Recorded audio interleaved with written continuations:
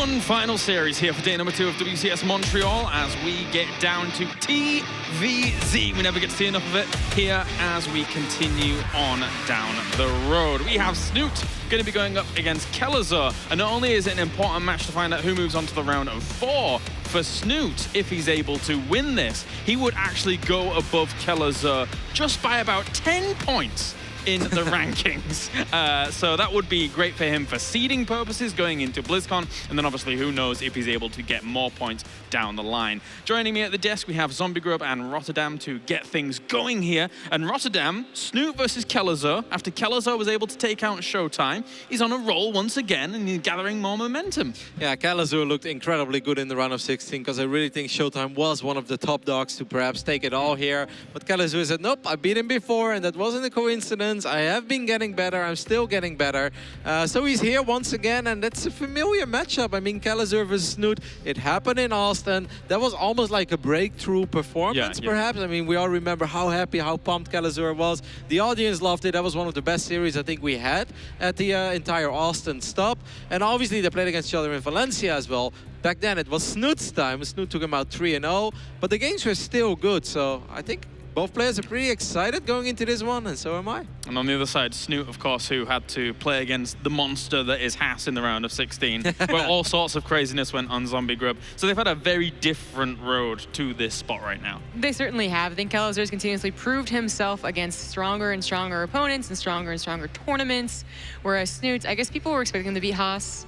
ELO's game's gonna work off of, and people were like, oh, make sure you don't get Ken Rusher. I don't know what they're actually telling them, but it was definitely a different trajectory. But I do think this TVZ in a best of 5 is still gonna be great. Yeah, how well do they match up? I mean, I think it's quite 50-50. I mean, traditionally, Snute has won a little more, but don't forget that Kelazhur had a long and steady rise to the top, while Snute has been at the top pretty much forever. So I don't want to look too much into the old results. In WCS, it's been close. Even the trio, I felt, had some close games. So in that regard, I mean, everything points towards a close series. I think both of them are going to think it's quite close as well. But you know what I like to bring up? It seems like Snute does better when we all stop talking about Snute. Have you realized? Because in Valencia, Snute was not really somebody that we mentioned all the time. You look at Snute, we're like, yeah, highest earning foreigner of all time. Obviously, he's good.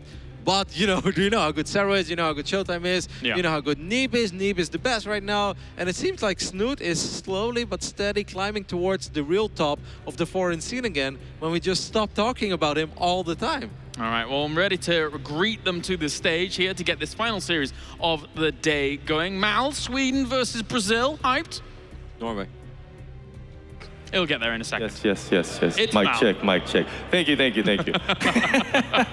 All right, last game of the day 2, last weekend of Pennants WCS Circuit here in Montreal. We got 2 players just getting ready, and they have a lot of reputation to fight for. First of all, Snute, where we've seen a lot of resurgence of the new generations of players. All the oldies have been knocked out of this tournament. Snute has that to fight for, whereas Kelazhur, as the last remaining Terran, he's got the Terran's hope to fight for. Will it be the Norwegian advancing, or will it be the Brazilian? Ladies and gentlemen, for the last series of the night, give it up for Snute and Kelazhur!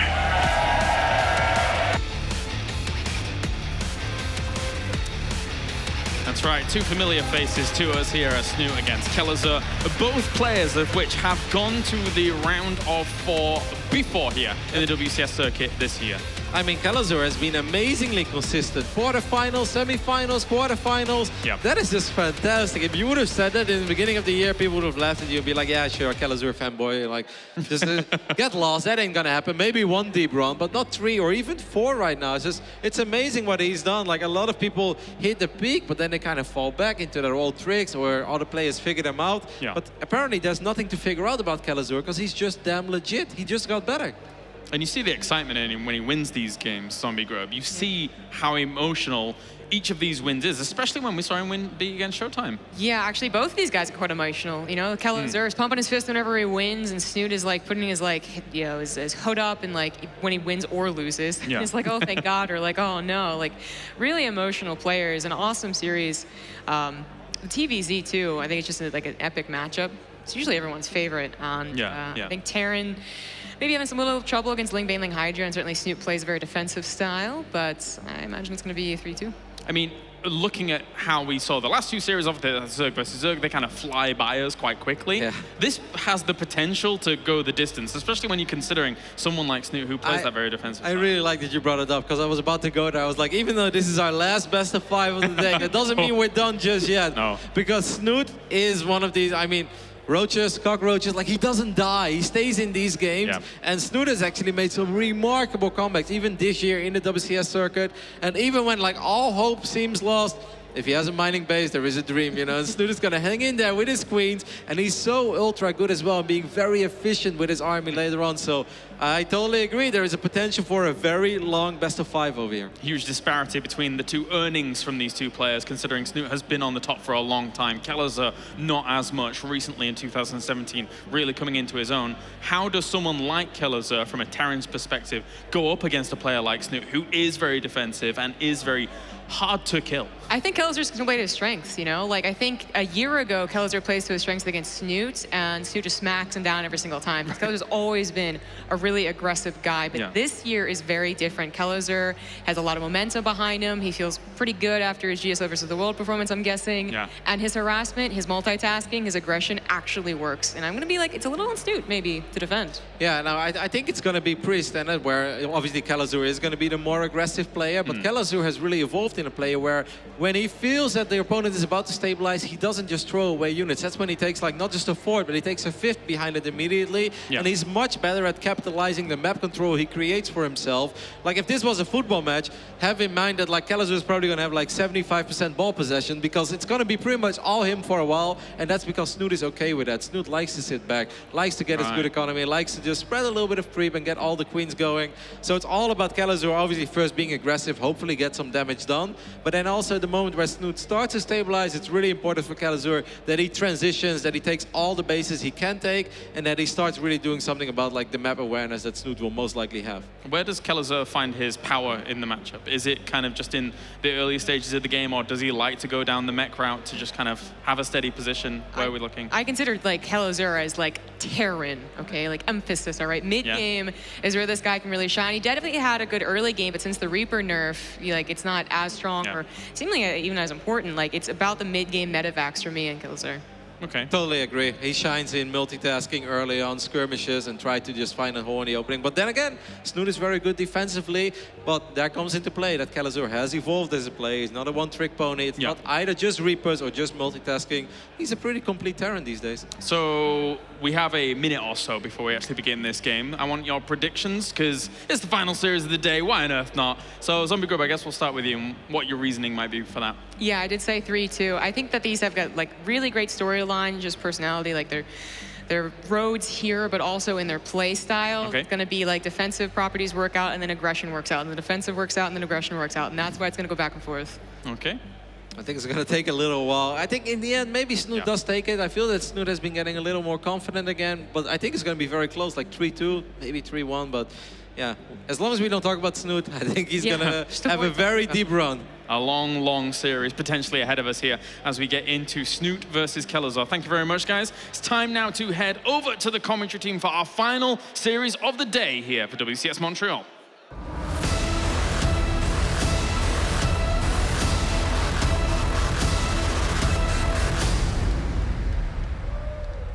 G'day Montreal, hello again. Maynard and In Control will bring the last best of 5 of the day, the last game of the round of 8, and it is going to be a rematch from WCS Austin of Kelazhur versus Snute. In Control, on a scale of 1 to 10, how excited are you for this one? I'm going to give it a solid, strong 7.8 or 9. That's a good score. The potential is good, but it's going to be up to these guys to deliver. And let's see if they can. In the top left here, from Root Gaming, hailing from Brazil, this is Kelazhur.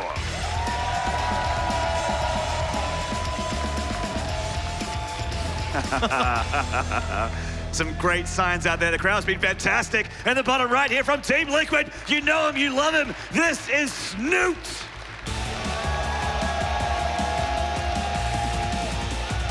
Very nice. It seems like one side of the crowd actually has all the Kelazhur signs and the other side has Snute signs, so middle of the crowd deathmatch? Perhaps. I think like a wedding, they had to split the audience between the two fandoms, and they are being separated by that aisle. But this is a TVZ. You heard the analyst desk talk a lot about this in terms of this could go the distance, and they almost kind of grinned and chuckled while saying it's because Snute is known for that defensive play, but he's also known for ultra patient play, and that can be a good thing and a bad thing at exactly the same time. But I would tell you that over the span of his career, it's been mostly a good thing. But that does draw the games out. These guys have combated each other. What WCS was it? Was it Young Chapin? I was pretty sure it was Austin, where they Or Austin? It went all the way to Game 5, and they were actually really long games as well, like super late games. It's a long series. Great series, though. Yeah. I remember it was Kelazhur doing everything he could to disrupt Snute and fighting tooth and nail, and it kind of went the distance there. But on the flip side is Kelazhur, who is that kind of unrelenting aggression. But I do like Rotterdam's comments in particular, where he kind of talked about how he's gotten a lot better about not just throwing units away. And that sounds kind of weird, but that is something Terrans can have a tendency to do, where they're like, well, I'm just going to keep dropping, and you know, in that spot, maybe there's 8 queens and Ravagers and Roaches, and it just is not working out. Kelazhur's become better at making those decisions not to do things like that. And we've been seeing so many Terrans throw mech into the mix here instead of just straight up bio play, which has been prevalent for so long. Maybe because of the shift of the meta with Zerg's using the Lingbane Hydra, they're finding it a lot more successful. Of course, we've seen, you know, Special and Masa be not so much successful. Kelazhur, of course, the only Terran remaining in the whole tournament in that round of 8. So it's all up to him to see if he can get to the top 4. And his TVZ's been a strong point in the past. We've seen some really, really good stuff out of him. But like you said, the meta on TVZ is shifting up here a little bit, and we haven't seen Kelazhur go deep into the TVZ matchup, I don't believe, at least. I can't recall it at the very least. We saw Elazer beat Masa earlier quite easily, and that is the other Zerg that would be facing the winner of this. So it'd be interesting if Kelazhur can make it past Snute. He's not gonna hold anything back. He's gonna show us his best TVZ, and then from there, we're gonna see him duel Elazer if we get that far. If we do indeed. Snute getting his 3rd hat trick. Meanwhile, Kelazhur doing a little bit of a dance with a couple Lings there. The Lings hitting and going around the outside. Circumnavigating the Reaper, coming down there eventually. And Kelazhur not taking really any damage other than delaying his CC a little bit here. And it looks like, again, this is just looking so popular for so many Terrans, getting those Hellions, getting the Starport with Tech Lab. Some Terrans like to change things up, like get a medevac first or a Viking first, and maybe get Cloak, maybe don't get Cloak, but generally a Banshee or a Raven will come out and marry up with those Hellions. Ooh! Reaper getting a little bit low there, does get out of dodge.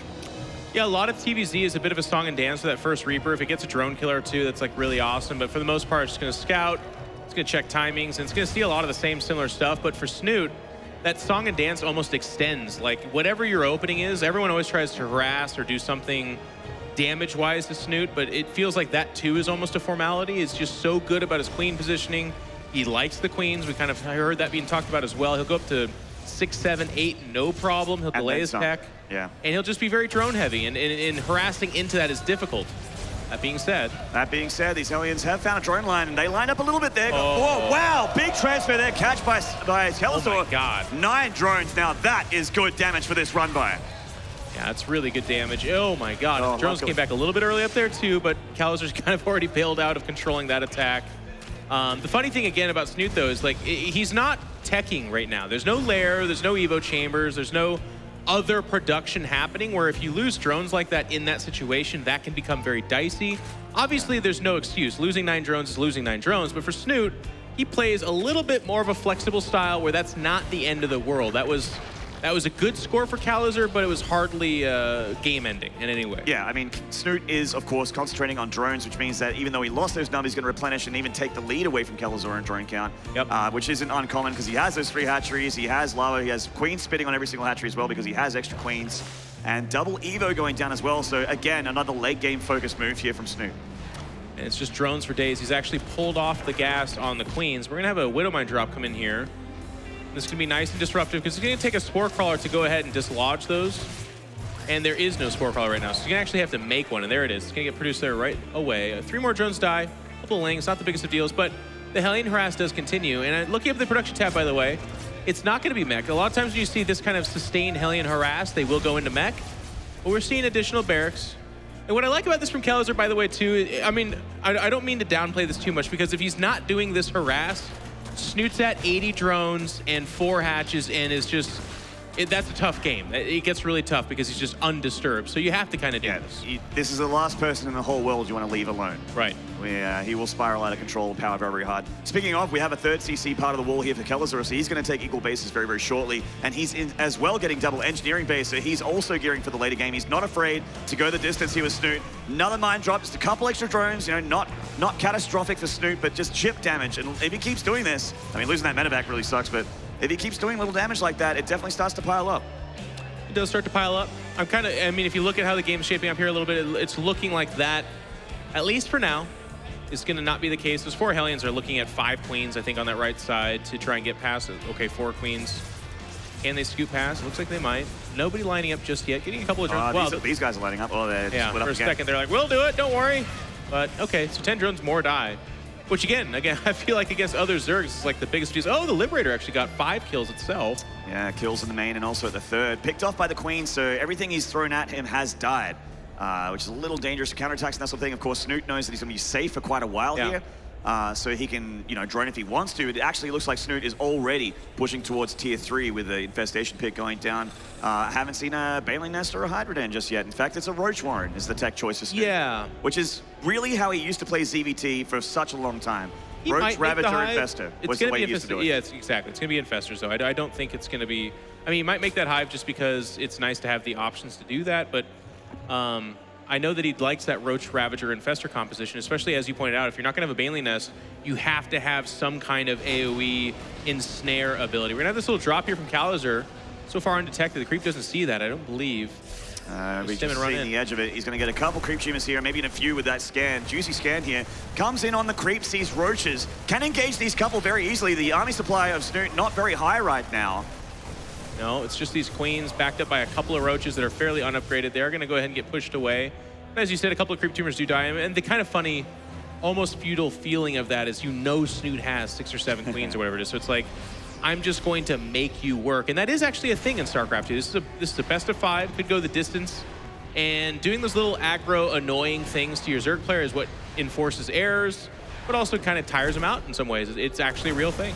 Absolutely, and it's all about spreading creep for Snute and denying creep for Kelazhur. This one Viking's been a little bit annoying. Only has 1 Overlord kill, but still, he's circumnavigating here, making Snute burn a little bit of APM to get rid of it. And he's going into Hive, and there's that Spire after getting those first 4 Infestors. No pathogen glands or anything, so these Infestors don't have energy for fungal straight away, but they are going to be dangerous in a few seconds' time. I love this from Kelazhur, though. He's going ahead and killing some creep tumors. That's really nice in and of itself.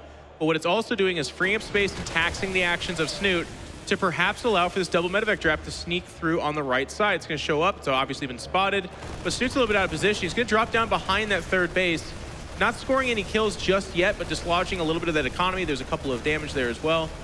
And this will get pushed back. And as long as it doesn't get caught by fungals, he's going to be able to kind of, again, keep Snute pinned back here and hopefully force some errors. I think this is actually have enough energy for a fungal, by the way. I think the Infestors will pull back, though. The Queen's doing the job without fungal, in fact. Oh. And there's another big drop from Kelazhur. Zombie Grub brought it up brilliantly on the analysis desk. He is a multitask machine, dropping all over the place. That is a juicy fungal, but no Ravagers, actually, to get those biles on there so they can heal through it and fight for a little while here. Dust looks like overwhelming Zerg at the moment. He is chaining the fungals together here, and one of the things to kind of keep tabs on with Kelazhur too is he does like to be aggressive. Oh, place the medevac goes down. That's a full one too. Oh, that's rough. And the damage being taken here a little bit, and you can see the supply differential starting to kind of grow there. And by the way, to your point, it is tier 3. The Infestors were a nice little stopgap, but it's going to be a fairly fast greater Spire there. The tier 3 upgrades are not missing a beat. Snute has weathered the storm. It's felt like there's been, I mean, it must be 25 or so drones dead. Ooh. And Snute also catching the Terran off creep here without his tank sieged.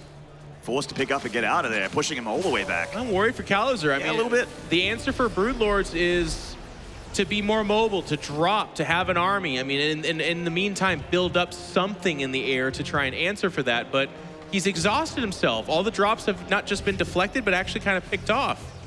Snute's actually at less drones than I ever expect him to be. And he's spending a lot of his lava here on army and taking his time to get tech and upgrades. Yeah. He just doesn't seem to, this is just vintage Snute. Literally, the play style, the unit choice, the fact that he's rushing for Hive is just so old school ZvT and very European. for it's just a style that Snute's just done so well in the past. Kelazhur does have a pretty scary army, though. That's a lot of tanks. The tank count's good. If you can reinforce this, it could be a strong push. The clock's working against him, though. Those Broodlords are starting to kind of come to form here. And yeah, once those come out, there's not much of an answer, by the way. In fact, exactly. Kelazhur's going to load up most of this force and go into the main. That is the beginning of an answer. If you can be where the army is not, pick off critical buildings, you can chip away at this. Spore Crawlers here going to soften up one of those medevacs a little bit. Queen looking to tap that low hit point medevac, doesn't get taken out or target fired, and Kelazhur actually unloads most of the medevacs here before they go down. I mean, Snute does have a lot of army supply, but does he split off enough to deal with the Marines? He's going to go after it, dodges the Corrosive Bile. Does he have the DPS? I don't know, it's going to be close. He's getting it down to the final hit so point. Low! No! Doesn't quite get it, and now Snute can transfuse that if he really wants to be safe. The Broodlord's dealing with just the single Viking here. I mean, now that he's seen the Broodlords, he can start to throw in, you know, another starport. And of course, reacted Viking's going to be coming out for a while here. He doesn't know how many more Broods are further on the creep here. It's a big dark zone for the Zerg down here in the bottom right corner. I love this. Really cool but subtle move from Snute. He's actually building a second Spire. So if another drop comes in there and picks that off, this is going to mitigate that damage. It's going to be less time where he doesn't have the greater Spire. And by the way, that shot we saw earlier, it's like 6 or 7 Broodlords. There's literally... well, I mean, not literally, but functionally no answer for this. Like, getting underneath that, not realistic. No. Not enough Vikings to do anything. So all the answers for Kelazhur are getting a bit rough. He's almost maxed out. If we look at the production tab, what is his answer? He's going to start, I mean, there's a couple of Vikings. He's just not producing them that fast enough. He's only just now getting ranged attack on it. Yeah, I mean, he's getting ship weapons. He's not really good enough, he's not really transitioning. Hasn't got that much more production, but I'm sure it'll be kicking in soon if he wants to have any chance in this game. Big drop in the main, but again, Snute's ready for this one. Bringing in the Roaches and the Ravages, and some Queens even helping out, target firing those medevacs and getting them down as well. This isn't going to get much done. Yeah, he's going to... Actually, I think he started to make a move over there. Now, this could be it. The Broodlords are by themselves. They are very exposed. He needs to get there right now. If he can get on top of those Broodlords, that could be a critical hit. But here come the Vipers, and here come some Infestors as well. Blinding Clouds go down, Fungals to lock them in, and there's all the spells. Just give it all to him. It's a buffet of Zerg power. And Zerg power is holding strong for now. He's up 30 army supply, trading very well against Kelazhur. In fact, trading so well that Kelazhur's going to scan, take some creep tubers out and go home. And this little drop is going to do nothing. Yep. Now Snute, as the analyst desk was pointing out, is happy to defend. A lot of times Zergs will win fights like that. They'll deflect major drops and then be very quick to move out. And what's so strong about Snute, by the way, is that one of the best ways to beat a Zerg that has this kind of army composition is when they do move out, all of a sudden your 5 medevacs show up in the main base. There's no production to be made, and you're just able to do this like base trade or heavy damage thing where the Zerg has to retreat back and do something about it. Now on the flip side, Kelazhur's not given those options, but I think he's done a pretty good job of expanding behind this. I'm just really worried about his production, Maynard. He's building 4 Vikings at a time. There's no reason for that. He's at 5 bases. It should be more like 6 or 8. If he can show up with 20 Vikings, he can start shooting down all of that. And I think he's getting there. I think he's starting to ramp up that production. He needs to. Yeah, he's got triple starport, so probably going to go into, into Liberator range upgrades, start throwing those in. But the more thing, the Observer actually brought it up a few seconds ago, that if he's not making medevacs, then his bio really has a very short shelf life on it. Yeah. You can't stim and stim again. More spores and queens here. I think one medevac's going to go down before it even unloads here. Oh, another drop, not going to do too much. Going for the greater spire, but again, there's another spire where that came from. Yeah, and even this, it's not going to get. The Queens were doing some repair work in the meantime. I mean, if it still had that 60 or 70 health, that would be a dead spire, but Snute's on top of everything here. And again, Snute scores a nice defensive victory, and it's just going to slowly push out to the middle of the map. This army, the idea behind it is there's not much you can do about it. If you make a bunch of Vikings, the Vipers should take care of you. If you go to the ground, well, that's where Infestors and Broodlords will handle you. So it puts the pressure on Kelazhur in an army composition type of situation, and we're seeing that develop here. It is going to be Vikings. You can spread them. You got good range. That's going to be what you have to do.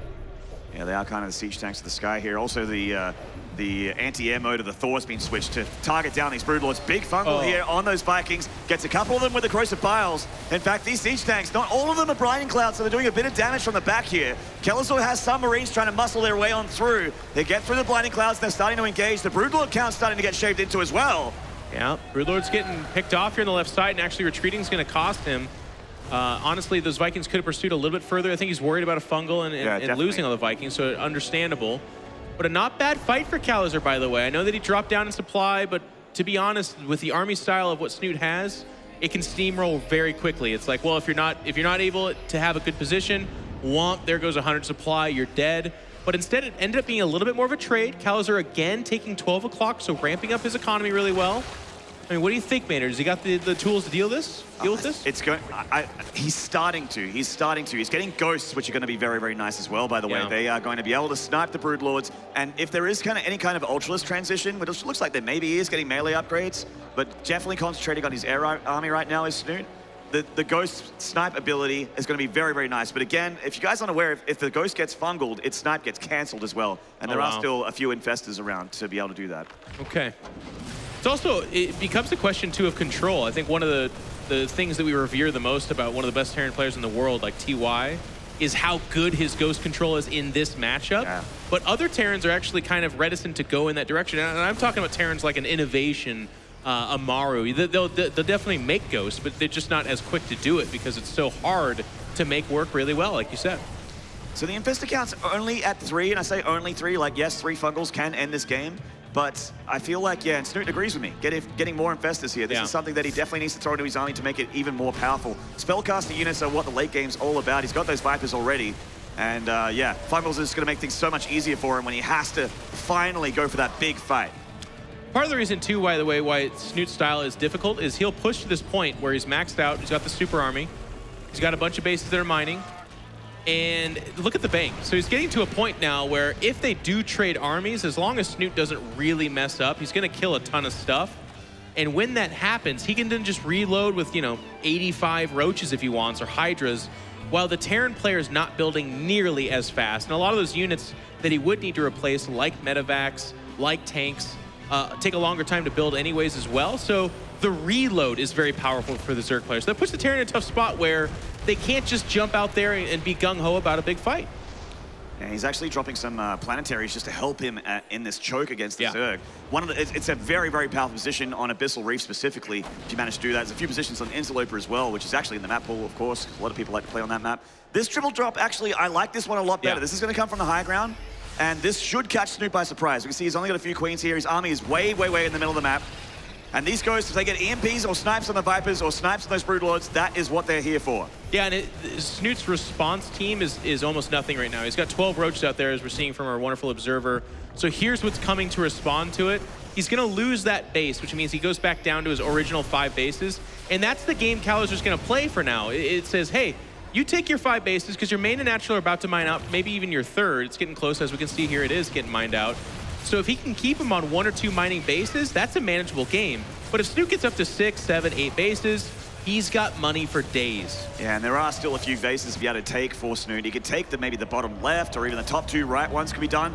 Kelazhur is getting me excited a little bit in control. We are actually seeing nukes. And yes, this isn't him styling on Snute. This was actually very, very handy and making him force him to unposition and move his static defense. These Spore Crawlers cannot deal with the nukes. Big parasitic bomb, by the way, but Kelazhur is going to either land or just split his Vikings.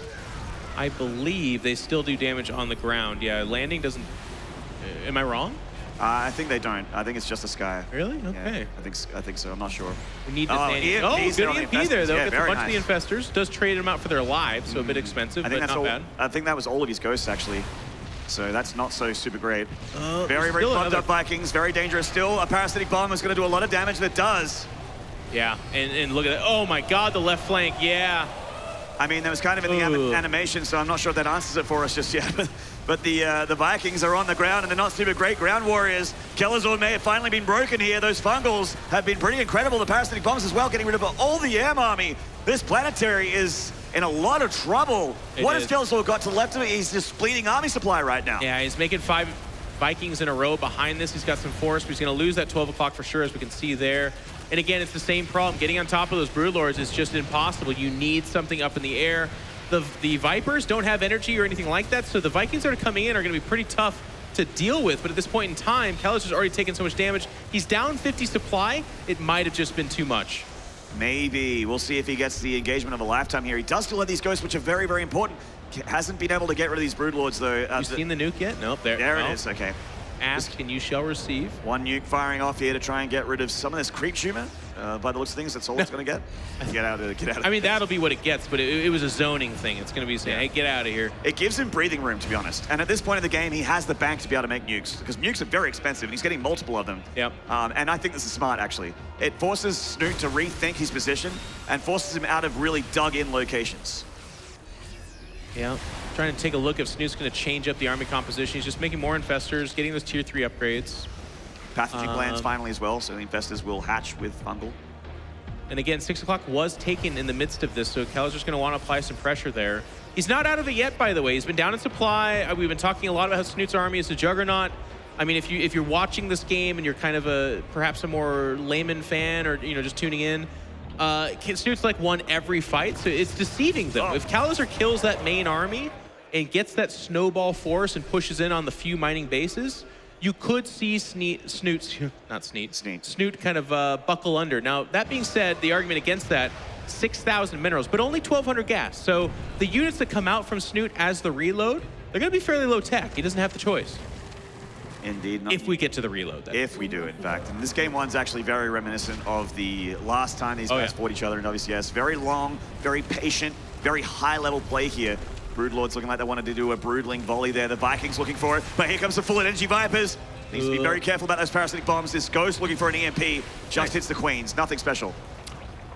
Not too special. Of course, the big payoff would be like a giant nuke or something. And you know what? I'm going to ask it. If any of the StarCraft and RNG gods are listening, I'd like this game to end with a giant nuke hitting a whole army.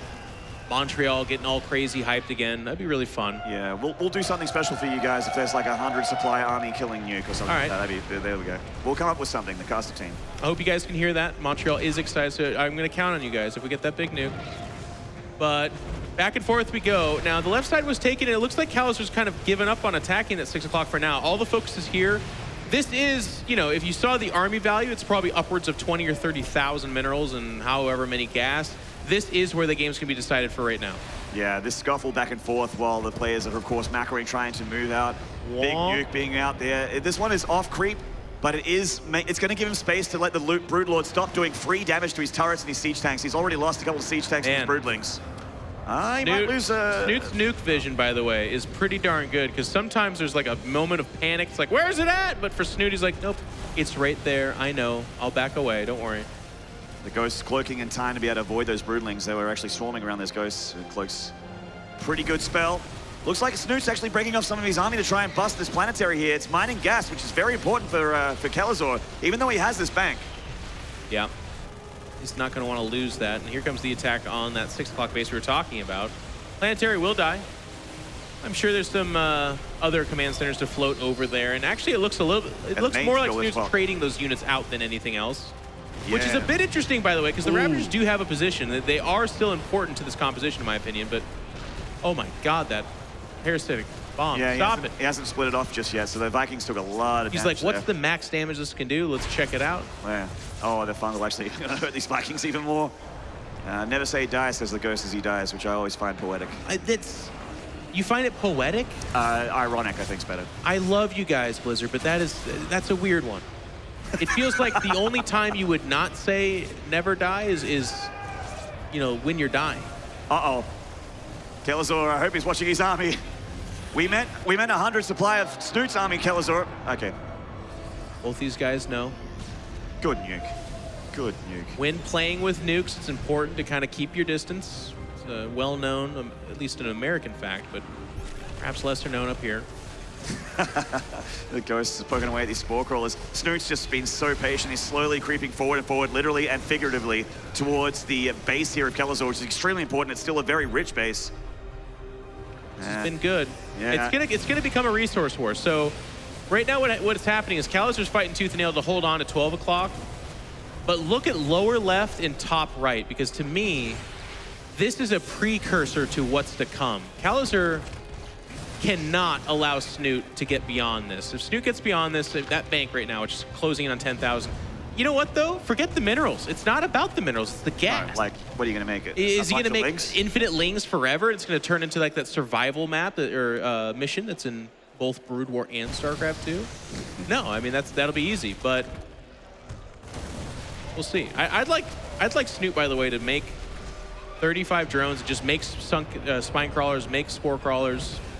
He's got a bunch here, don't get me wrong, but make more. Why not? Why not indeed? It's not very expensive for him considering he has 10 grand. That could put a bunch of his kids, and even his kids' kids through college. This is a massive bank. Scan here from Kelazhur. He wants a couple of Broodlord pickoffs. Hit the Viking. Not bad. Gets the Viper. Nice. Or Viper, yeah, not the Viking, of course. Comes on a nuke. Zone him out. The ghost Get died. the ghost! That's a juicy fungal, by the way. Is he going to chain it? Yes, he is. And he gets pushed off of it, but it's so much damage done. Starting to see some Liberators added to the mix here as well. That's kind of an interesting choice. He doesn't have Liberator range, I don't think. Yeah. So he did get a Fusion Core, so I think he intended to get it. But, Look at all those upgrades. yeah, The opposite it's a of shopping Paz. list. Yeah, the opposite. Literally the opposite of Haas. Yeah. Couple SCVs going to scat out there. Is he taking that base? I'm glad that Yes. Kelazhur is actually starting to drop again, because this is something that Snoot's probably not thinking of right now. He hasn't remade tons of static defense at his other hatcheries. There is still space for Snute to take the top right bases. There's still the ability to do that. Yeah. But where does Kelazhur go? I mean, what he has is basically what he has right now. It's very, very tough for him to take any more bases. And his bank's not great, by the way. So he's mining pretty healthy off that 12 o'clock base. He's got the left base, so he's mining good for now. But we're nowhere near done with this game as far as I'm concerned. And he's got to be careful. Is there a nuke? No, that's just way more spore crawlers than I would ever expect. Oh, yeah. Well, I asked for it. That's nice. Yeah, you're getting it. Nice drop here. I like the drones. They're like, nope, all right, not now. Yeah, that's a hard nope. So that hatchery actually probably going to get cancelled or killed. Snoot is looking at this. You can't even be bothered. It's like not worth the time to That's cancel just it. a kill. Yeah, I mean, It's like when Bill Gates drops like $100 bill. He's like, ugh. Nah, Amount of time it takes me to bend over and pick that up, I actually already got a bajillion dollars. it's true. It's actually real. Yeah, it is actually real. More ghosts, more nukes here from Kelazhur, so it's all about the spellcast spam still. I like this choice. It's very, very cool to watch. And also, There's 42 lings. Yeah, I mean, he's got to do something with these minerals. Gonna dip into the ling bank. Swing and a miss on that fungal there. Kelazhur has to keep these ghosts alive. Like you mentioned, his bank is nowhere near as impressive as Snute. He has a lot of gas, which is great, but... Can you neural parasite a ghost and nuke with the ghost? I would like someone on Reddit or Twitter to let us know. Because that would be... I mean, I would spontaneously combust. I would just blow up. A lot of creep tumors Imagine. going to go down to this, which is actually nice. Needs to get rid of that creep tumors. Is stepping down here trying to get spore crawlers as well. Successfully doing so. Did the lings get that? Yeah, they did. Oh, wow. Offside. That's 42 actually, lings, pretty good. And we just finished mentioning how Kelazhur doesn't have a whole lot of options for expansions. He's taken the one down at the very, very bottom, but Snute obviously has some army down here, and he's looking to deny that. He has a hatchery directly under the CC. You know it's a long game when both players are eyeing the same expansion. Yeah, they're talking I warring actually over it. wanted this one for myself, and Snoot's like, no, this is my area. These lings also have adrenal and 3-3, so they are as good as they get. The CC is just going to awkwardly float above that base, maybe just pull back to the other base. That's the problem, by the way. Yeah. Kelazhur does not have a $10,000 bank. He actually could very realistically get starved out here pretty quick. Losing those ghosts really sucks for Kelazhur. Any kind of big loss like a ghost or a clump of Vikings is actually potentially game-ending here. Speaking of, He's looking for those parasitic bombs, but Snute just too patient. Not going to overextend here. It's taking it easy. you know what's the funny side story here is that our observer is deathly afraid of missing a very meaningful nuke. He wants to make sure he catches the nuke as it comes out of the Ghost Academy. I don't think our observer knows. He misses this. Mark will come walking right over and be like, "Excuse me." Is that what's on You set? need to leave. But he's not. Oh wow, these Ravages. Oh, the oversteer. Stopped.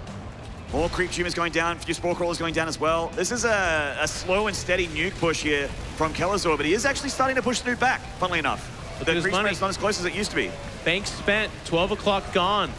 It is all down to that top right-hand side mining base, and now Snoot's only dipped in 3,000 minerals into that bank. He had about 10,000, it's down to 6, whatever. He's killing meaningful structures. That's gonna be an orbital dead there. I mean, he's killed a couple of starports, which are probably the most important production buildings for Kelazhur right now. Yeah. And in the meantime, like that's just an A move, forget about it. Over here is where Snoot's controlling the army. Yes. Reminiscent of StarCraft 1, actually. A bunch of battles happening all over the map. This is nice pickoffs getting those Vipers, but again, it's a fungal. every time he does, fungal, parasitic bomb goes down. I think that this is starting to spiral out of control. Yeah, GG.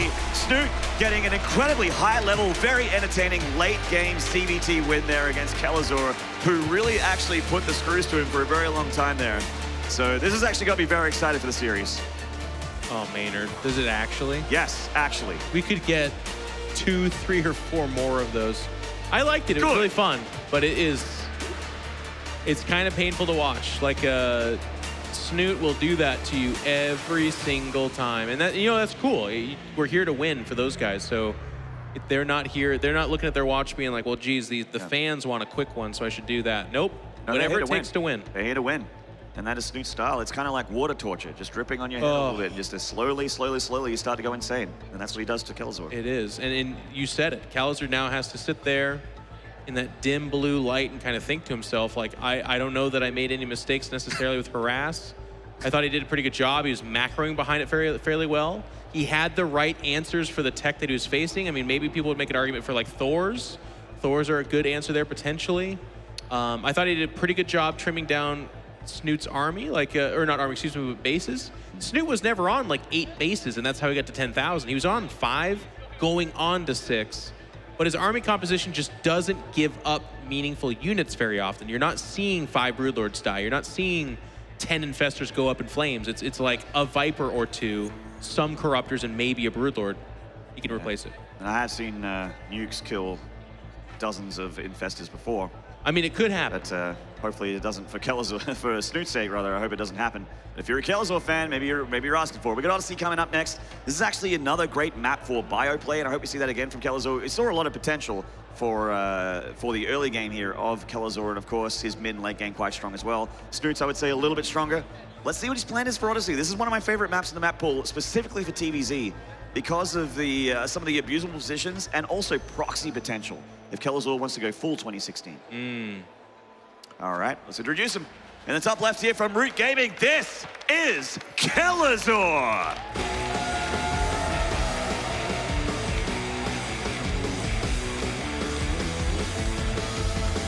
And in the bottom right from Team Liquid, this is Snute.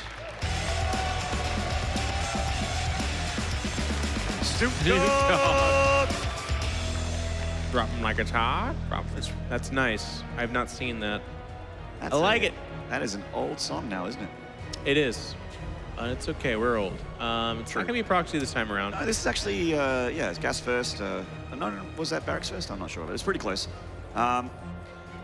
This is pretty cool. I actually would like to see Kelazhur try and pull something outdated, like a 2-on-1, to see how that works against someone like Snute, who's actually going pull first, which is very, very safe, and potentially can be used aggressively as well if he wants to low ground expand. Yeah, I don't know that it's going to be aggressive. I think he was thinking something similar to you, which is like Kelazhur just faced the futility of trying to take on Snute in late game. What would he go to? Perhaps some cheese. A lot of times he's a big proxy guy. I think we're going to get 3 barracks. Yeah, it's going to be 3 barracks Reaper.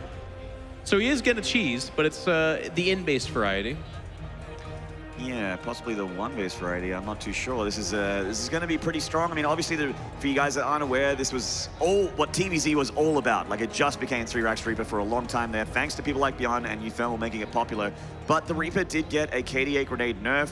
The cooldown on that grenade is now, I think, been doubled.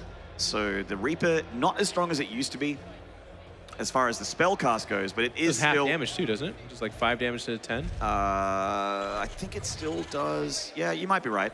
Well, and you just naturally disagree with everything I say. I like it. I like this. Mind jujitsu we're doing here. Yeah, we're playing mental games while these guys play mental and mechanical games. Well, I mean, we have to, the tools that we have. The first Reaper's going to show up though. It's fairly normal timing, and that's not going to tip anything off. Does he hold back the other Reapers? It kind of looks like he might. No, of course not. Yeah. All right, they're coming out. So Snute, seeing this one Reaper is the tell. Seeing the second one, though, is concerning. Two Lings coming up. He actually might have missed it. 2 Lings coming up here towards the main base. And he'll have multiple Reapers fighting his Lings just now. But this is... it's going to be important to Snute to react correctly. Again, like 3 racks Reaper is an outdated TVZ meta build, but it can still work. Yeah. And Snute's a good enough player where just seeing those additional Reapers tells me he knows exactly what he's facing. I mean, you might have looked at those 2 Lings and been like, well, they didn't even see the top of the ramp. They know. He knows what he's facing here. which is why I was a bit curious that he was trying to sneak a drone up there to take a third. I'm like, you can't take a third, not for a long time here. I'm almost certain the grenade damage has been changed, like you said. Yeah. It's been nerfed a couple ways by the looks of things. That Queen getting a little bit low here. Yeah. No transfuse energy just yet. Oh, that Reaper, so yeah. Ooh, doesn't want to Both lose these that. guys Oh, whoa, are whoa. Down she goes. One Reaper taken, but I think losing the Queen's way worse. Yep. Starting to kind of go well here for Kelazhur. Gets 2 Queens there. Does lose the 1 Reaper, but like you said, the Queen's going down is a significant wound there. You want them to start massing up so they can really deal out some damage. 88 grenades here from Kelazhur. Nice grenade there on those lings. Just taking it easy. He has a bit of a cliff to jump up and down on. Like I said, Odyssey has some cliff, but Snute splitting off his lings to try and catch him on the retreat. And that's a big surround here, but Kelazhur's grenades, he's like slipping around. These things are covered in butter. That's an awesome image. Oh, they just got the next clip, though. I actually remember when they did this nerf, one of the funny comments was that it was like a pseudo buff to Beyond's Reaper play because he does so much damage to himself with his own grenade, but as we saw there, it ends up being just fine. Now, I do like this counterattack from Snute. It's going to open up some space, but also that is a low ground command center. I think it's, okay, it looks like it will finish, but it's going to be very close. Oh, boy. You got to be kidding me. That one SDB can finish it, and he can lift it. Finish it. Get to work. He will. It's fine. There we go. It's less exciting than I thought, but that was half a second. Imagine if that other SDV wasn't there. Well, I mean... now, a lot of lings died, by the way. Yeah, Snoot's been making a ton more, and he had space enough to get that 3rd hatchery, which is nice for Snute. Yeah. But yeah, look at that. I mean, 30 lings for 4 Reapers. Not super efficient. Cost there is rough. And because this is Odyssey, there's actually a way to jump directly into the main as well. If Kelazhur wants to go for the drone line, has that little ledge on the side of the main here. Now, Snute does have a bunch of lings going for a counterattack, and that's a bit risky because there's so many Reapers here. They catch him with the grenade. One of the Queens is very low, not going to die here just yet. Some lings coming out here as well. And Snute on the counterattack is hitting something at that natural. It's stopping the bunker. Oh, no! Ooh, the depot does not get raised. Oh, that's actually terrible for Kelazhur. There's not too much being produced here on the main. Snoot's actually gone back outside, not controlling this army. He could deny Stim something incredibly critical like that right now. Yeah, I was just going to settle for some SDV kills. And it's going to jump around there. Yeah, there is that tech lab that could have died, like you said. That would have been absolutely brutal. But even without that, yeah, the SDV damage is nasty. This is not good. 10 SCVs is pretty damn good considering the link count that he's thrown in here. They will all go down to the Reapers, but the time of the Reaper is done. And Kelazhur, if he can't secure this natural, then he's not going to last much longer in this game. Yep, down to 22 workers. The good news is that Snute has been putting out so many lings that he's only on now 32 drones himself. So it's not like we're looking at this gigantic insurmountable deficit, but it's getting bad, to your point, Maynard. I mean, the army supply is in favor of Snute. He's allowed to establish that 3rd, and he is ahead in workers. So if this continues, I mean, Kelazhur's out. There's no way. Triple CC for Kelazhur is nice, so he can triple produce SCVs, triple mule as well. But Snute looks like he's got a counterattack ready, but Kelazhur also with the Ball of Marines in position. Doesn't quite have Stim just yet, which is going to make things a little bit tough against these lings. And also the Marine count, not super impressive either. Does raise the depots in time, so there's no more of that happening. It's a lot of grenades. The poor one Reaper. That's what they call a freak out. I mean, every single Reaper shoots that grenade. Does nothing. And now the lings do leave. So that counterattack, of course, not successful. And you can see the shot of the 3rd here. So while the supply is heavily in Snute's favor, again, I would say that Kelazhur's in a position where it's not the end of the world. 1-1 melee upgrades and a Baneley Nest now up for Snute. We're kind of seeing that tech choice as well. If there were like roaches out or something like that right now, I'd feel really bad, but, well... These grenades aren't the best. These ones are a lot better, though. He's going to lose one more Reaper, but he's found a nice little nest here for the Reapers where they're just not going to get surrounded very efficiently here. He's going to follow this up also with a double medevac drop with Stim Marines. That could be nasty. That could be, but Snute seems to be, he's reading this playbook. He's already getting the Baneley Nest. He's got 1-1 upgrades for the lings. He's making way more lings as well. So if he's in position, it's a big if, he should be able to mitigate the drop damage. Spire even. Yeah. The Banelings are going to be absolutely essential, like you said, but that's where the grenade play could be really tight as well. If you can jump those Banelings up and whittle them down, it's going to come down to execution, and Kelazhur generally has very good execution, but he needs it. He needs to tie this up, needs to go 1-1 in this series, and let's not forget, he opened up pretty favorably. He had a good opening, but Snute with these counterattacks, especially the one that got inside the main, has dealt it back. Kelazhur doesn't really have too many places to hide for these Reapers. They're starting to get a little bit low. Snute trying to get that surround. KDA Grenade still hopping and bumping those Lings around. He sees that fourth base and also finds some high ground to stay on. He's luring him away. Yeah. All the Lings are up here. Oh, that's very, very true. Good call there in control. The main is very, very naked. Oh no, Snute somehow saw it. Link's coming down, but that is not enough. He's got to have Banelings. It can't just be Zerglings. Baneling's speed is queued up. Are there Banelings here? I don't know that I see any. The Queen's trying to add their damage to this as well. There's so many Lings, actually. Yeah. It is going to be enough. Big reinforcement. And wow. Reaper's deflected as well. Snute's just, he's like the Iron Bank. He just can't be broken right now. Yeah, apparently all you need are Lings. Now, Army Supply still in favor of Snute. Same with Workers. So again, Snute pretty firmly got a hold of this game. He's going to send an attack over here. Good timing for this as well. The third just now starting to get saturated. Lings will push this away. And now Muta's coming out. So Snute is going to change things up. And that is, I mean, obviously Mutas are good defensively, but I have to imagine Snute crosses the halfway point of the map and attacks with these as well. Kelazhur is pulling a Maynard right now and completely forgetting Combat Shield as well. Big pickup. Oh. And heading back to safety. Yeah, it's an important one. 2-2 on the way though. Oh, that's... Get to work, drones. That's picking a whole bouquet. You're being of lazy. Daisies. There you go. Get it back in there. There we go. But you just pointed something out really critical. No combat shield. Every stim is incredibly painful. The Muta's now being spotted. And this is one of those things where, like, at first it's kind of a big deal, but as the game goes on, if he never notices, it becomes really bad when the upgrades start getting up there as well. He is going to get the fourth hatchery at least, which is a huge pickoff, by the way, that gold base. Very, very nice. That was good. That was really good. Yeah, so he resets the base count to 3 for the Zerg, while meanwhile being on 3 himself. Yep. So that's excellent. You see that the worker count is actually very, very good for the Terran player, having equal the Zerg. But this catch on the Medivacs could be devastating. He's coming up to reinforce, desperately trying to unload, and he does. But reinforcements of Lings coming in from Snute. Widowmines are borrowed, but they're not going to connect incredibly well. Overwhelming Zerg here on the high ground. Nope, and he does start Combat Shield right now, by the way, so that mistake is found, but is it too late? Here come the Lings in that third. They're going to go around. Nice hold micro from those SCVs. Actually, incredibly good micro. Really nice. Yeah. Almost, in fact, I want to say no SCVs died there, and they basically saved the lives of everything that was defending. That was huge. If he handles that any less good, the game's over right there, I'm pretty sure. Yeah, losing like 10 SCVs now would certainly be a nail in the coffin for Kelazhur, who's going to be having to look at a 4th planetary at this point to try and make sure his income stays good. Bio now, of course, being reinforced with Widowmines. There's that 4 CC for Kelazhur being put in a little bit more of an easier position to defend. Dropping it on location is tough on this map. It's hard to reinforce the 3rd and also that 4th location at the same time, especially against a Zerg that has such a mobile army.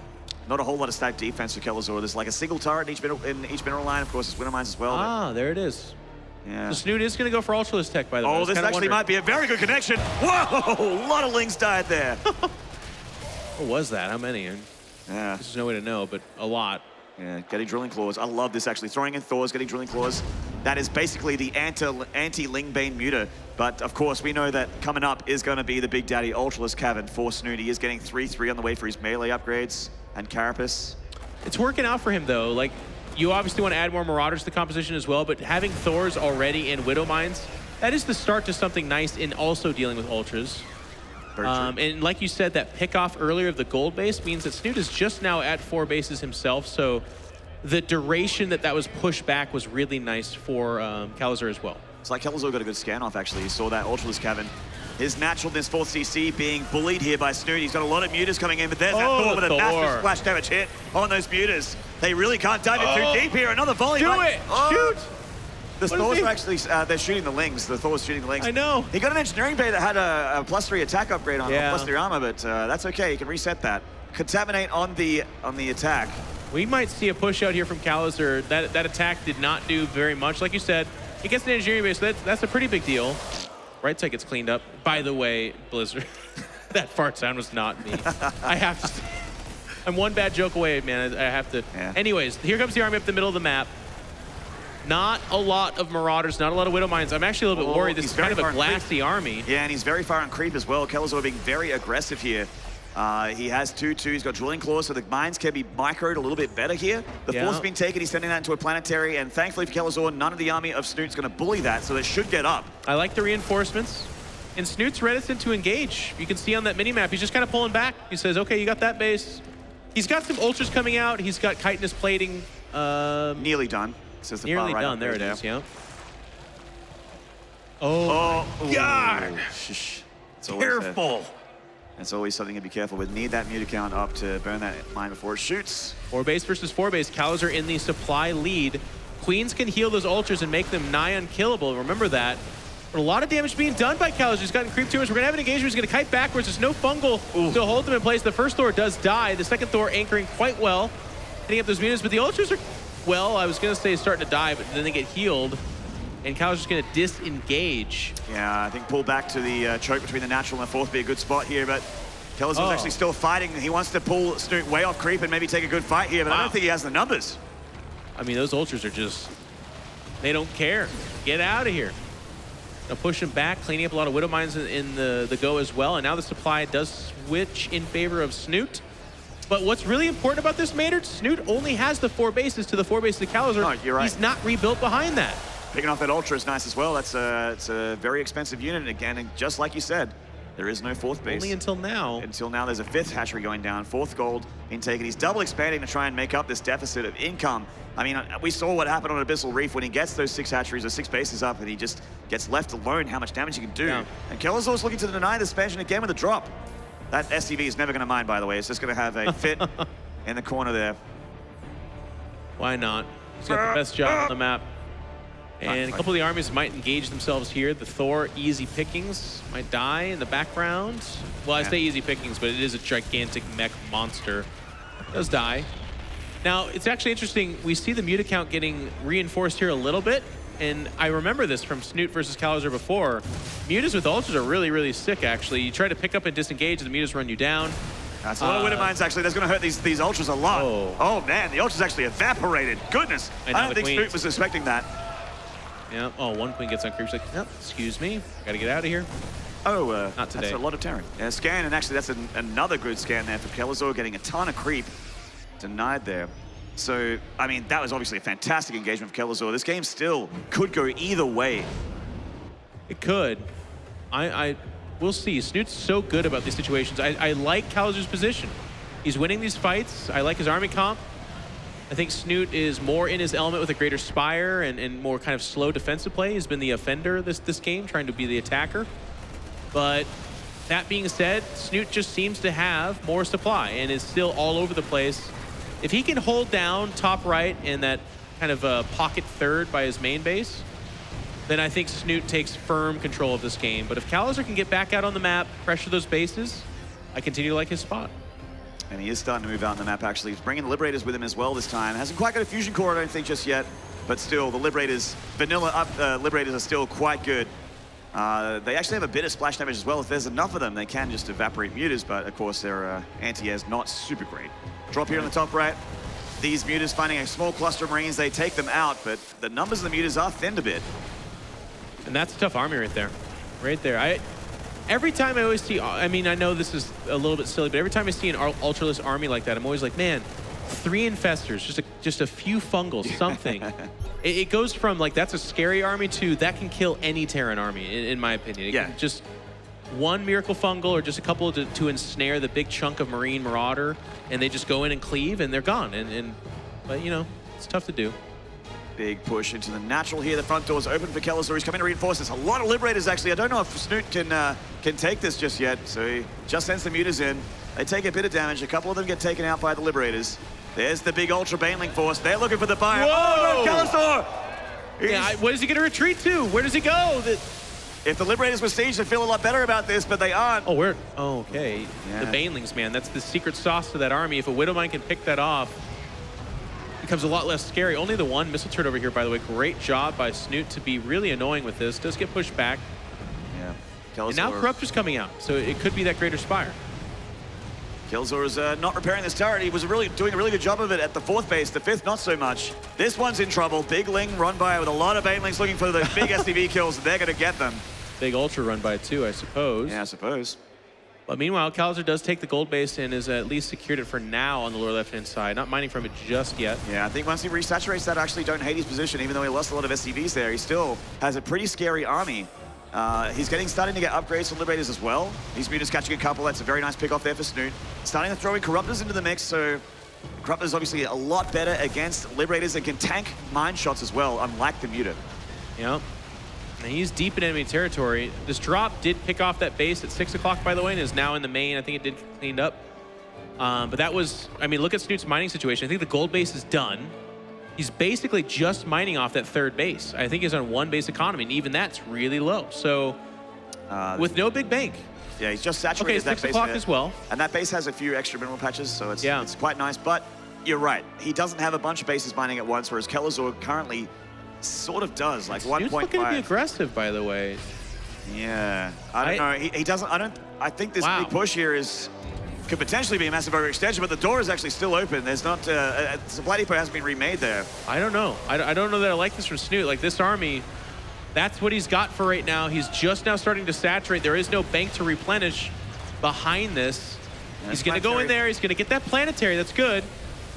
A lot of the Banelings got taken out here. The Bio's coming down to engage these Thors. The Liberators still just sort of moving back and forth. They don't really know where to go. The Mutas and the Corruptors are looking at these kills. The Thor taking a lot of the Mutas out. The Bio doing the rest. Oh man, that was a lot of the air army of Snute there. Yeah, all the Mutas are gone for the most part. I think there's 2 limping back out of there. Some Corruptors. And behind this, Kelazhur didn't get much done that I saw in terms of getting those mining bases. Again, like you pointed out, that kind of heavy mineral base down there is basically all of Snute's mining for right now. That being said, Kelazhur himself is really only mining off that gold base as well. So this is getting desperate.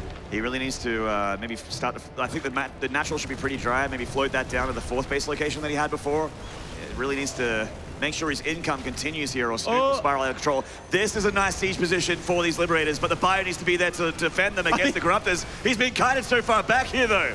Hey, he just ran right past him. He's like, I don't care. I've got a Ultra for every Marine that you have. He's eventually going to have to turn back because he is off creep. And but behind that, all the Liberators died.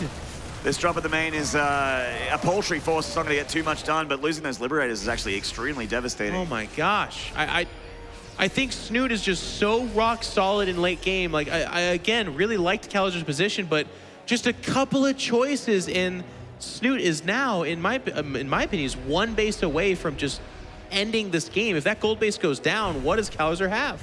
I agree with you here. And again, another situation where Kelazhur has not quite clicked the mineral patches just quite right. I like the Widow Mines. Get to work. Okay, he sees it. Nice. All right, he's all good. Ling run by here looking for more SCV kills. They're going to find them. Down they go. Kelazhur actually needs to start to do damage to Snute here. Snute's starting to spiral out of control. Yeah, and this is the hard part of late game TVZ too, is like, what do? You can't make that base a planetary, you can't leave behind defenses, and now the Liberator's getting caught out again. The Corruptor's scoring a couple of hits here, and that's a big part of how he's gonna deal with those ultras. Look at his army. There's gotta be more than that. Where's... yeah, there it is. There's the rest of it. Looks like his rally is going to the natural here, but speaking of the natural... I mean, he doesn't win a stand-up fight, I'm telling you right now, and where he can retreat to is becoming limited as well. If Snute puts the pressure on that gold base, I mean, what does he do? He has to stand and fight. Creep spread getting bigger and bigger and spreading out of control for Snute as well. Kelazhur's being spread thin here. Really needs to find like a siege position or get that Liberator leapfrog start happening. He needs to start doing damage to Snute, taking out hatcheries, trading with the Ultralisks. He needs to do that. He doesn't actually, the Liberators are his answer for the Ultralisk. But Snute has answers for those as well. This is what I'm talking about. Leapfrog, get those upgraded Widow Mines there to defend, and just push back the creep, start to engage the Zerg. All right, a couple of Queens squeezed by there.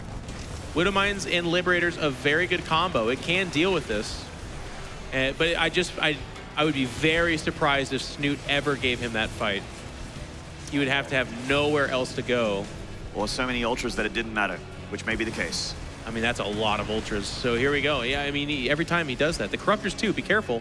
When they pile up like that, a couple of Widow Mine shots, and they're all gone. It's a very expensive chunk of units to lose. Very, very true. Seeing that the economy for both players are actually very, very low here. They haven't been thinking about their economy for a long time. It's been all about that army. This Widow Mine blocking the hatchery as well, so he's long distance mining here. Meanwhile, Kelazhur's army actually splintering up here. That's like a lot of the medevacs. Oh, and a Baneling connection as well, shaving off a lot of that fire. Oh my God. Dude. Remember what I was saying about that Ultra count? It is so high. He just runs them over. The Liberators by themselves are doing nothing. They're dying in the background. He's going to kite backwards. The Planter's like, don't bring them here. That's the worst. And now the Ultras are going to start chomping on the soft underbelly of Kelazhur. A 60 supply advantage. Okay, Snute. Just going to back away. I guess you can do that. He's so far ahead that that is a decision he is able to make, but I don't know why he did. That army has no medevacs. The planetary was exposed. Look at that. They can't even stim anymore. Yeah. He could have A-moved through this. He really could have. I agree with you, but he's making sure he doesn't do anything to throw it away. He's being so careful to a fault here even. But it certainly looks like Snute is going to be taking a 2-map lead here very shortly. Next engagement is almost certainly going to seal the deal. I mean, that many Marines with very, very hurt Marauders does not beat this army. It does not. Kelazhur is making 1 medevac at a time. That army is in need of 7 more medevacs at a time or something like that. And lower left-hand side, nope, that's a pipe dream. Gold base is mining out. He didn't even have to kill the planetary. He can get a surround on this army too, by the way. The other purpose of those medevacs is to try and get you out of trouble, not just heal you. And now the supply difference is getting critical. Kelazhur, you've got nowhere to go. Snute, even Snute knows when it's end game, and there it is. GG's called out. Snute 2-0. And we found ourselves with the Norwegian Zerg on match point here against the Brazilian Terran. Couple of fun games. They've gone the distance. This was a 23-minute game. We saw Ultras. We saw a more aggressive Snute, by the way, all jokes aside. Towards the end there, of course, he started to kind of play again that more pullback and just wait. But Snute, man, he's the spoon Zerg. He will take a chunk out of you at a time and eventually get to that place where he's like, there's nowhere else for you to go. I'm just going to win this game. And Kelazhur is having a tough time. He, too, I thought played a great game, but it just feels like he's just a little bit figured out by Snute. He's just like a little bit less good. The difference between, like, say, Masters TVZ series and Kelazhur's TVZ series is that every game in Kelazhur's series, or in the games in his series, have been at one point in his favor. He's actually had he's had the upper hand more than once in these games, which shows potential for him to be able to get a map here. And I mean, Montreal, everyone watching at home, are you ready for the next 3 hours as Kelazhur reverse sweeps? They say no. I heard a big yes, actually. Don't lie to me, in control. I heard that yes. It's a late night here in Montreal. The poutine stands are just chock full of that goodness here for these guys. These guys have been great. Thank you all for coming out and staying here all day. Long day of StarCraft. Day 2 of WCS events is the long day. It's where we really kind of figure out where these guys are going to go. Tomorrow, we already know Neeb is going to face off against True, the greatest foreigner against the only Korean that we have at WCS. And True's been, you know, there's something about him, by the way. He's been tongue-in-cheek. He's been making jokes, been feeling really relaxed and looking good. He himself said, hey, I've only dropped 2 maps this tournament, by the way. No one's talking about that. Yeah, well, he does have a mountain to climb, a Protoss Neeb mountain. Yep. It's a guy that doesn't lose PvZ too often. He did get to see, though, Neeb's series against Scarlet. So he's going to have an idea of at least what Neeb wants to do in that matchup. But that's tomorrow.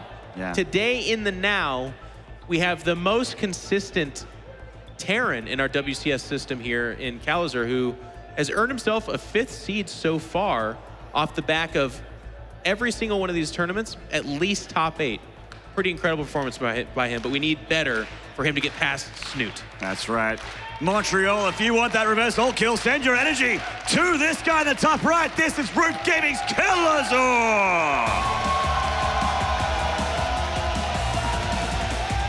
A lot of love for this guy, and rightfully so. And in the bottom left, do not forget to get some love to this guy, currently on match point from Team Liquid. This is Snute. Will there be some fromage? We'll see. Gas first from Kelazhur. Quite early as well. Yeah. Cool again for Snute. He did this last game. It's just a nice, safe opening. This is the big mega macro map, which can sometimes mean, well, if it's a big macro map, then let's go ahead and cheese the crap out of our opponent. But Kelazhur, at least for right now, he could still end up going something like 2 or 3 Barracks Reaper. I think that last game gives no indication why he absolutely shouldn't. Snute was losing a couple of queens. I feel like if Kelazhur might have applied the pressure a little bit better, maybe handled that counterattack. I mean, let's not forget, one of the counterattacks completely by mistake got up his ramp. If he just raises those depots, he doesn't lose 10 SCVs a handful of Marines. Maybe doesn't forget combat shield. Like, I don't want to put the whole game on that one moment in time, but that was a big mistake, Maynard. Yeah, it's kind of hard not to, think about the mistakes here when your player loses. I don't even know what that is. Is that a... That is a cannon shrine. A cannon shrine, nice. Yeah, Protoss like their big guns. Looking forward to the big patch of the game after BlizzCon 2018. Yeah. You can see a single pylon there, one of our best weapons as well, until after the big new patch goes through. We will have no more photon overcharge pylons. Yeah, so enjoy overcharge on ladder while you can, Protoss. Everything's going to change. For everyone. It's going to be great. Can't wait. Nice to have shakeups in a game that's already very exciting, very balanced. I think a lot of people are really enjoying Legacy of the Void. I think it's commonly referred to as the best StarCraft 2 we've had, and yeah, I think that's still big changes coming. Subjective at this point. It's just so many good things, good additions to the game. And we got the Reaper here from Kelazhur coming in through the map to get some first a lot of scouting information. Snute taking the front expansion instead of the pocket natural. Yeah. So that makes things a little bit tougher. Of course, this is a Reaper. He does have a little bit of cliff to jump up on. There it is. And he can go check that third out anyway, just make sure Snute's not being ultra greedy. It will be taken. A lot of Zergs do this because that's the gimme base. I mean, if you can take the natural and hold that pretty comfortably, then you're going to get the back base. There's nothing that's going to stop that. It's also good against these like Hellion run-bys or some of the, like a Cyclone stuff. Maybe Cyclone. Cyclone's like the 1%er that you'll see, but oh wow, that guy's got a lunch sack. Yeah, there's a little bowl of gas. Oh my goodness. And he's going to come back with that lunch as well when he cancels. Look at that. Survives the metamorphosis. The temporary metamorphosis, I suppose. Which is a Scouting Reaper this time. Behind that's going to be a couple of Hellions and the Starport as well. So we've seen at least thus far the opening from Kelazhur, but there's that slight change. It is going to be the Viking. Actually, I think it made the Viking last time as well. Or, I think so. Yeah, on Abyssal Reef he did. Yeah.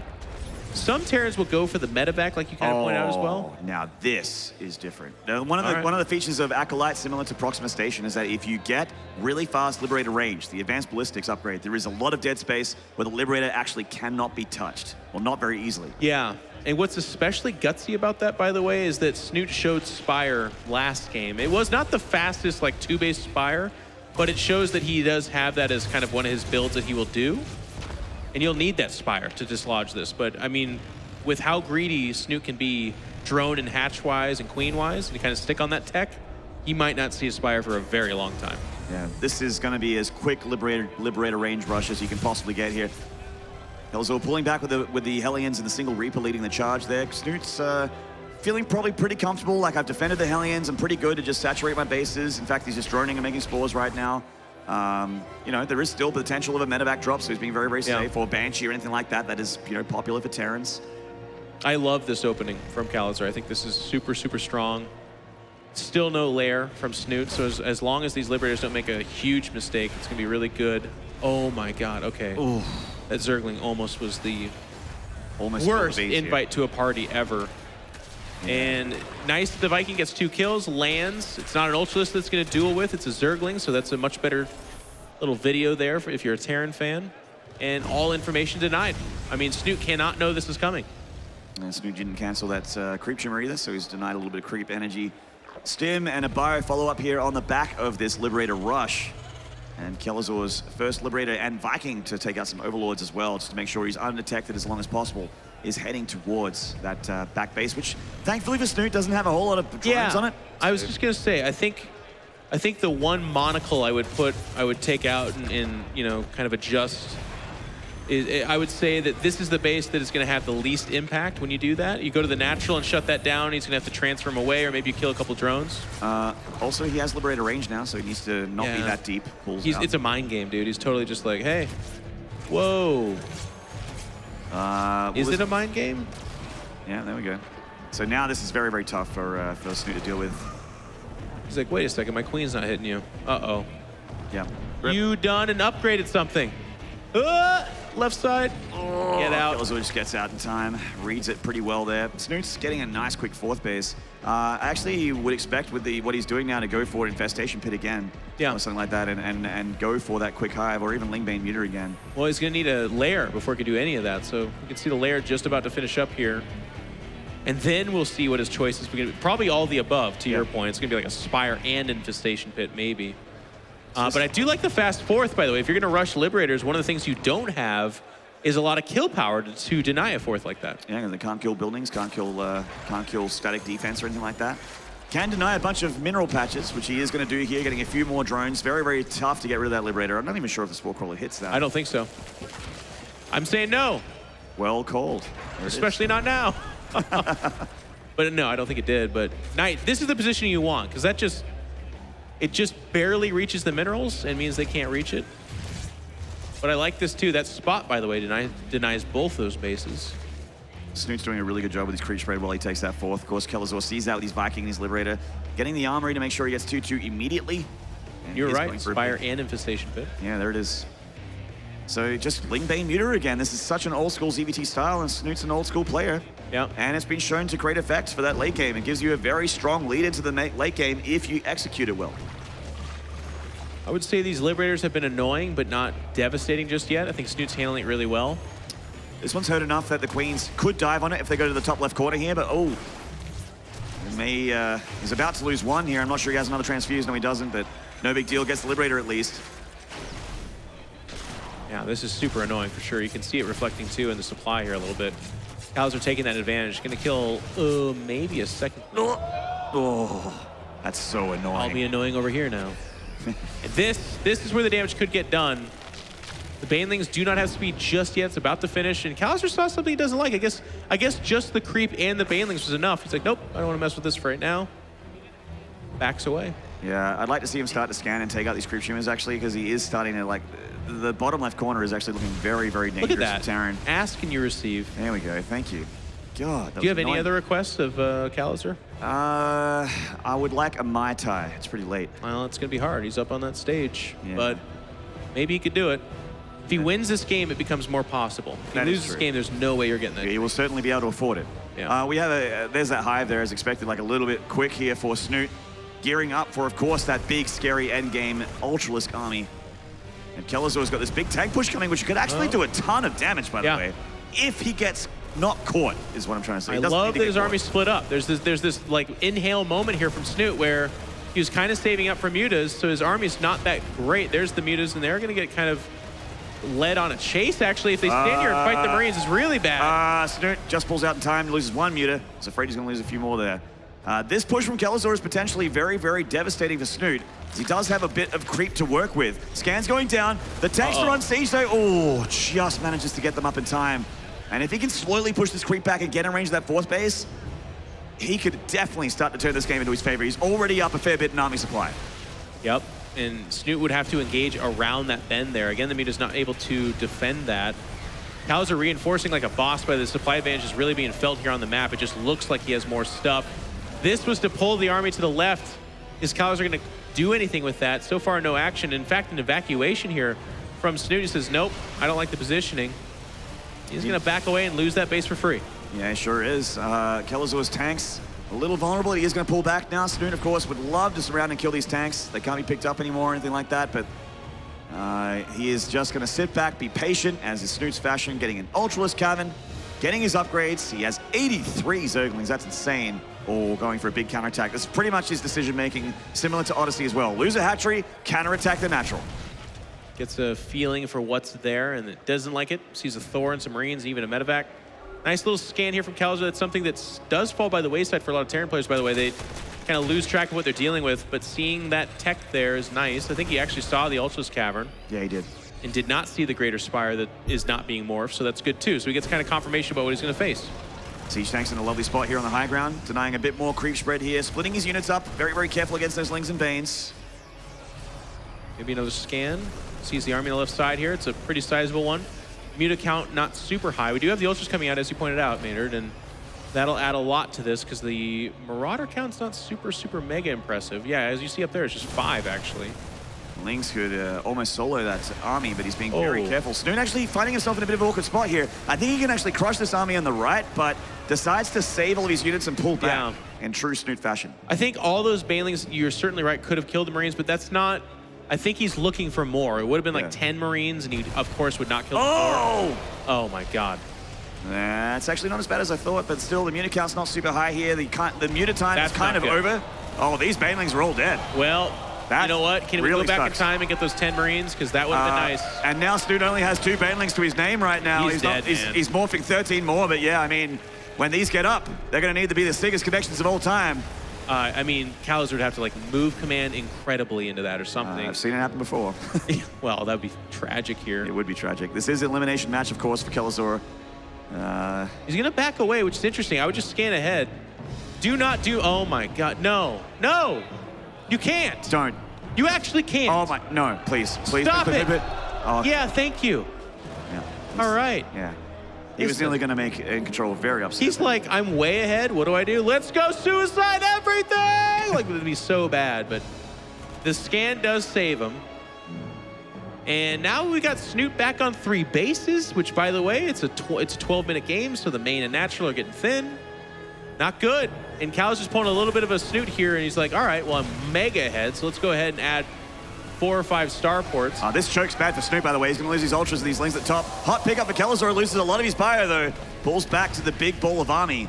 I feel that was still a better trade for Kelazhur, though. He got the Ultralisk, he got a bunch of the lings at top, and he's transitioning into Mass Liberated by the looks of things. He's going to make a ton of them with these triple extra star gates. Yeah, that's the really hard thing about Ultra Tech. When you're ahead, it feels very strong because it's able to push your opponent around. But when you're behind, unless it's a weird situation, Ultras don't really snowball super mega well. Like they have a tough time chasing, they have a tough time finishing armies. They're not good at attacking into SimCity bases, so there's a lot of downside to them, I find.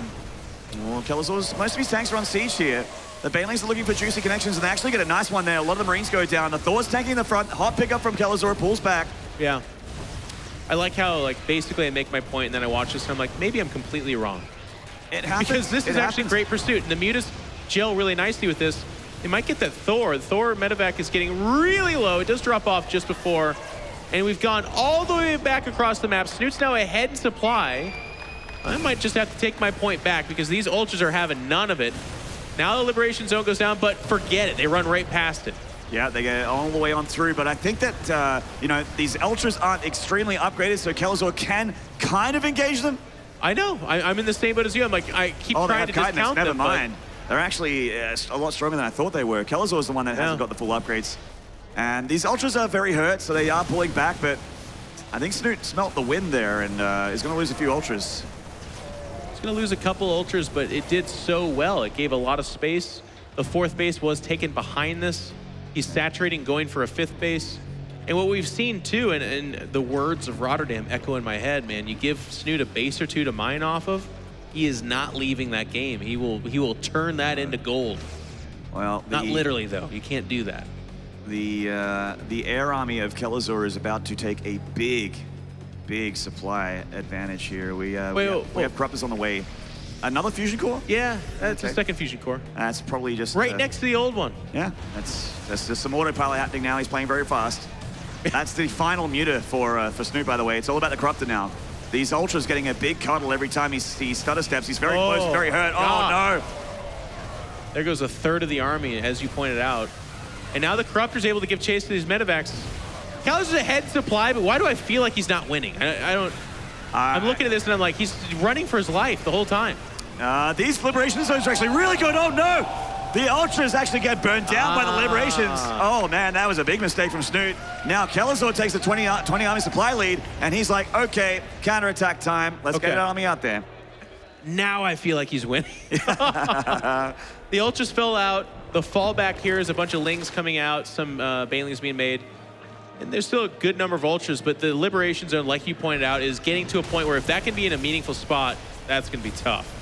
Marauders leading the charge here. Marines at the back to defend against those Corruptors. And there's the leapfrog from these Liberators. Remember, he already has range from earlier in the game, so they are very, very safe back here and still managing to push those Liberation Zones nearly at the ramp here. And this 5th hatchery is in a bit of trouble. Snute has to make a decision here. The Corruptors looking for the Liberator underbelly, and they find it, but the Marines are starting to engage them.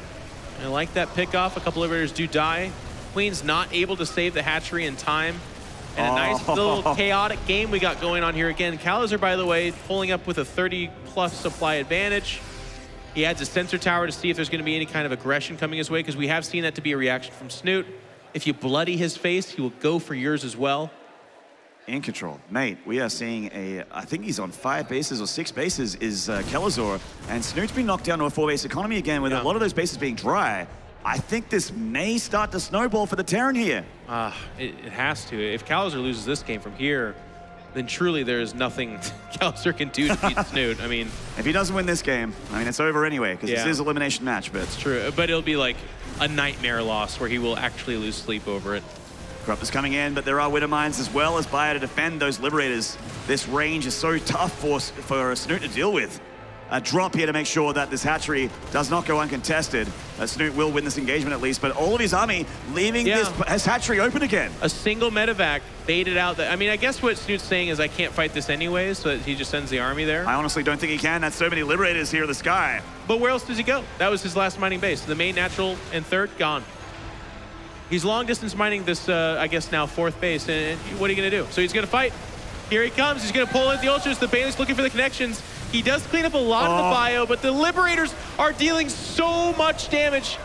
I mean, I guess this army dies for Kelazhur, but at great cost. Yeah, at great cost. The 6 Ultras still alive. 14 Corruptors still alive somehow. Kelazhur needs to pull back. He can reinforce this army, though. That isn't GG, but it does reset the playing field. He is producing quite nicely. Got a bunch of Marauders, 4 Liberators at a time. Widow Mines as well to help against the Corruptors. It's a money game, Maynard. I mean, he was actually down in supply after that exchange, and in the duration of crossing the map, Kelazhur's back up in supply again. So dealing with the Ultras is going to be rough. The Corruptors also fairly tanky, but as long as Kelazhur can hold here, I feel like Snute's got nothing in the tank behind this. Snute's actually going straight for the production here. He wants to go for the throat. Can't get up there. That's an extension. That's an extension if he wants to do that, yeah. And this is the problem with Ultras. I don't see the killing power. Surround this, repair, and you're not killing it. Well, they're going to... Caustic spray there, but I mean, this is actually, I think Kelazhur should be able to save this base to be mass repairs. The bio should be able to clean up a lot of these Corruptors, and it does. Yeah, he does. Nice save there from Kelazhur. So not taking critical damage at all. In fact, taking the army supply lead again is Kelazhur. A massive supply advantage, in fact. It's just been going up with every production cycle. He had a bank. You can see he still does have somewhat of a bank. Hey, his economy's better. 68 SCVs at this late stage of the game is fantastic as well. A lot of Terrans fall off there. Look how little gas income there is for Snute. Yeah. He's trying to make a tier 3 army with Ultralisks and, you know, whatever else, but he can't afford it, man. He's not even mining gas from these bases that he's been struggling to take. That's what he's got right there, and he's got to fight. These bases are critical. But I feel like even Snute recognizes that this is not his game, not this time. This one time, it is certainly starting to spiral out of control and not in Snute's favor. Kelazhur is guiding these Ultras. They are starting to go down, and once these Corruptors are undefended, he'll take them out as well. Reinforcement of Liberators can actually engage the Corruptor army, and they will. Yep, Snute's just going to go out with a fight here. He's down 70+ supply. Long distance mining off 6 o'clock. He's doing what he can at those other bases, but what is there to stop what is coming? Even Kelazhur's going to push through over here. The Corruptor's still surviving, by the way, being as annoying as is humanly possible. It's a tough unit to deal with, but I think Kelazhur's got what he takes right now. There it is, and that is going to be curtains for Snute. GG, Kelazhur. Montreal, you wanted it. Here comes the reverse sweep. Here comes the reverse sweep. Get comfortable, guys. I hope you're in your pajamas. Hope you've got yourself a cold drink, a snack. Put your phones away, though. Lock your eyes up here on the screen because it is going to get entertaining. End of the day, lots of StarCraft, and we're going out with a banger, as some of my, I believe you and some of the other co-commentators would say. More. I like to say cracker. Cracker. It's a term in Australia that doesn't sound as bad as it sounds on other parts of the world. In America, we use it completely differently. Yeah. I think a banger is a breakfast sausage, actually, in England. It is, yeah, that's true. Often served with mash. You guys say that in Australia as well, though? We do have bangers and mash, but we just say sausage because we're not that weird. Okay, I got you. Yeah. Well, it's been great games. I hope you guys are enjoying yourselves. It's nice to see Kelazhur kind of strike back here. Snute looked impenetrable. I do agree with what Maynard was saying earlier, though, that there was times where Snute, I guess to completely go back on what I just said, did look like he was behind in the first 2 games, but he's just so solid the longer the game goes on that it looked like Kelazhur just could not find an answer, especially in that game number 1, by the way. He had a really nice army composition, 6 or 7 bases, was you know, handling it very well.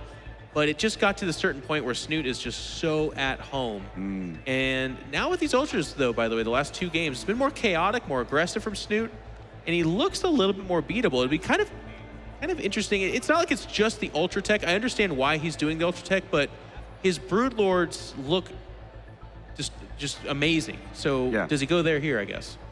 Well, one thing we have to say, the next map is Mech Depot, by the way. I feel like, you know, if this map doesn't go to the late game, Terran is, you know, can fight Zerg, but I feel like on this map, once it goes to late game, once those rocks are being cleared out and the middle of the map is completely open, it's actually incredibly balanced in the Zerg's favor. Yeah. I feel like this map really spirals out of control when it goes towards the late game, and what have both these players been aiming for every single time the countdown finishes? It is the late game.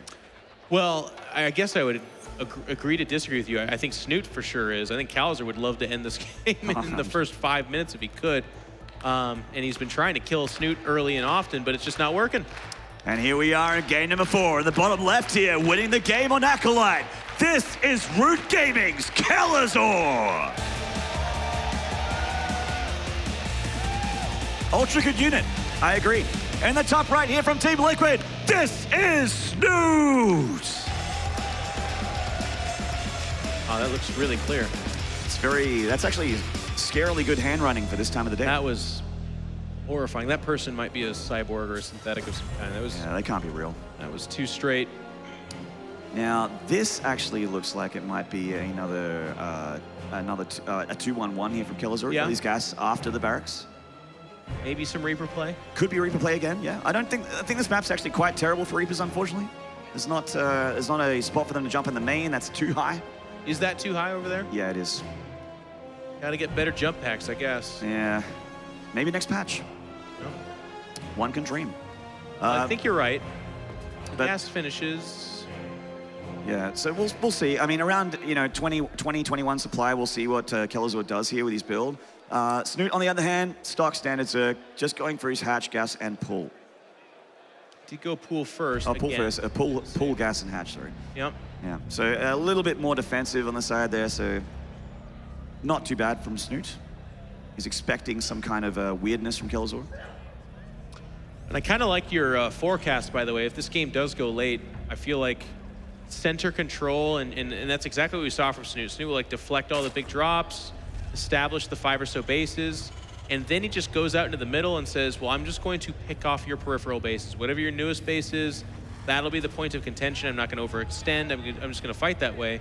And if you look at the way this map kind of plays out, you don't really want to expand up and down, so you're going to take some of these more center bases, and that's going to be an issue. And even if you do expand up and down, one of the kind of killing blows that Kelazhur absorbed in that, not absorbed, excuse me, was dealt in that first game was, yeah, we're fighting over here, but then all of a sudden 3-3 Zerglings show up and some Roaches and Ravagers.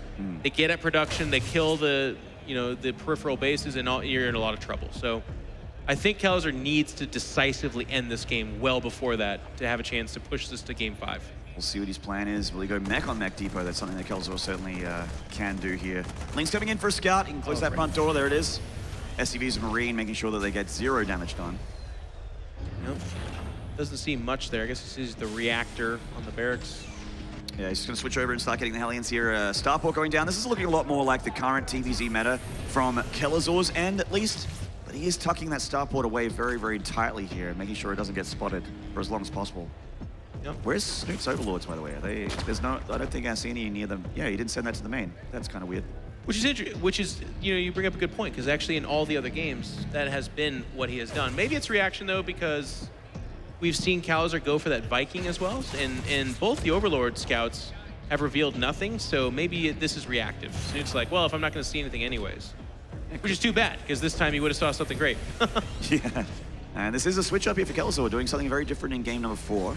Will he go for Raven, or will he go for Banshee, or maybe Viking first? Can get Cloak at the same time. There it is. Yep, still a Viking, like you said. And gonna get some Hellion for map control. And Snoot's very good at defending his drone lines for the most part. He is getting that queen count up, and he's making tons of drones as the 3rd hatch goes down. The Vikings gonna have a tougher time this time around finding those Overlords, because as we talked about a little bit earlier, they're not in the general vicinity. A lot of, does he do mech this time, you think? Oh, I'd love to see it. This is a better map for it until the middle gets blown open, I feel. Let's see. 'Cause Usually he adds like double engineering bay right now. Yeah, should be around going up to now. it, or he's getting his 3rd base. So yeah, I mean, if he wanted to go bio, it's Oh my god. around about that time. Just blocks these lings off. So the Lings may have actually seen the starport with the tech lab, maybe. Yeah. They did. Which is a bit tragic because I think you should always design your positioning there around if they do get to the top of the ramp, they don't see something like that. But not the end of the world. The Banshee's kind of gone a little bit by the way of an Oracle in that it's not completely dependent on them not scouting it. That's obviously really nice and a goal that you want to achieve, but if it gets scouted, it still can do some damage and it can still force a reaction that has a cost. So Kelazhur's Viking's going to go Overlord hunting now, and he is transitioning into Bio now. Double eBay, more barracks as well. Yeah, Stim being started. So just opening with the Hellions and the Reapers to start things off with for, you know, killing Lings and just denying the potential of Snute to do damage to him as he expands in powers as well. I mean, Kelazhur's work account's pretty damn good at this point in the game, considering he's up against Snute, who primarily makes drones for a good while. Yeah. Yep. And let's see. So some Spore Crawlers are at each mineral line, I do believe, as that kind of stock reaction, just to have that access to detection. No lair yet, though, so that would be weird, but Snute kind of plays that style. We've been talking about that. More happy to get double engineering bays going and have enough queens that if Hellions are trying to score some blows, he's going to have enough to deflect that. And even looking for a fourth base, but that idea is going to be turned back by the positioning of those Hellions. Yeah. Kelazhur's actually been very, I don't want to say lucky, but he's been very, very good at picking off the creep humans as they come down for Snute as well. But even that said, Snute's been doing a great job just spreading it top middle here, getting that fourth base towards the Terran, spotted by the Banshee. And getting those Overlords, forcing Snute to use lava and minerals and Overlords. Even another Viking perhaps, or excuse me, the original Viking looking to get another Overlord here. It looks like it. Banshee's being going very for the annoying. queen. That's kind of... does it get it, I guess? Yeah, should. One shot. There it is. Oh, that No, confused. see, that I was just going to say, I feel like that's a weird thing to go after because he saw how many queens there are. If they're incredibly out of position, then maybe you kill a single queen, but almost always they're going to transfuse. Anyways, it's not the biggest of deals, but I just feel like Banshee has better things to do. It's actually a cluster of Overlords here that are very likely going to die that Banshee, that Viking, by the way. And Kelazhur doing a good job keeping the Banshees alive. Both of them extremely low hit points. Snute's pulling these Overlords back, but they're going to go through a Viking first. Yeah, this is nice. We saw in the past that this Viking did not get these results, but that's a 5th kill and going on to a 6th here. Yeah, it's really piling up now. It's quite bad for Snute. He has to make 7 Overlords now. And this is the point where he wants to spend that lava on either drones or Zerglings, because at this point, Kelazhur's going for an attack. He's going to have 1-1. He has Stim. And this is going to be some powerful pyro, man. Of course, combat shield a little bit late because... I believe he's pulling everything back for those 2 Zerglings. Yeah. Is that an F2? It can't be an F2. Actually, it might have been an F2. It might have been, yeah. He's like, 2 Zerglings. Never again. But this middle base here gets spotted. And there's just enough queens that, yeah, you'll do some damage, but he's going to heal it. He's gotta. Yep, exactly. You might still get it, though. Be target fires. There's not that many transfusions left, or he's got 1 or 2 left. Look at the queen, wow, man. Queens, pretty good. Zerglings coming through in the middle map. Kelazhur can absolutely clean this up, and he will. But the most important thing is that Snute kept that hatchery alive. Wow, that's a quick hive, by the way. Holy cow, you're right. And it's, yeah, there's the Spire too, by the way. Absolutely. Snute's like, no more playing around. Ultras were fun. I want to show different stuff, but I'm gonna take you out with my bread and butter. And now Kelazhur's gonna push forward here. He sees the Banelings just now. Good target fire. Oh, very nice target fire, actually. The Banelings huge going concave down. of queens, though. There's just so much along that line. He's gonna pick up. Oh, those mind he loses hits, the medevac though. for it too. He is gonna get this hatch. Yeah, this time he'll get it. Queens Or- are charging on in. Okay, no, he good. gets it. Very nice. That's actually a huge pick off there for Kelazhur. He doesn't have a fourth. If he had a fourth base, I'd feel like that was really, really amazing, but he doesn't. And I actually think Snute is going to go Ultra again, by the way. Like, yes, he's making mutas right think now. so? He's getting the melee upgrades. It would certainly right. help them a lot. Could be right. Some mutas coming out here, and we know that he likes mutas with those ultras. Sure does. Scanning, getting rid of his creep tumor, which has not been super good for Snute, but still not too bad. He's not upgrading on the Spire, though. I think it's going to be a greater Spire, but you could be right. We'll see. We'll see. But still, Snute's on 4 bases, so yes, denying that 5th base was nice, but it's like, I think Kelazhur's still pretty far behind here.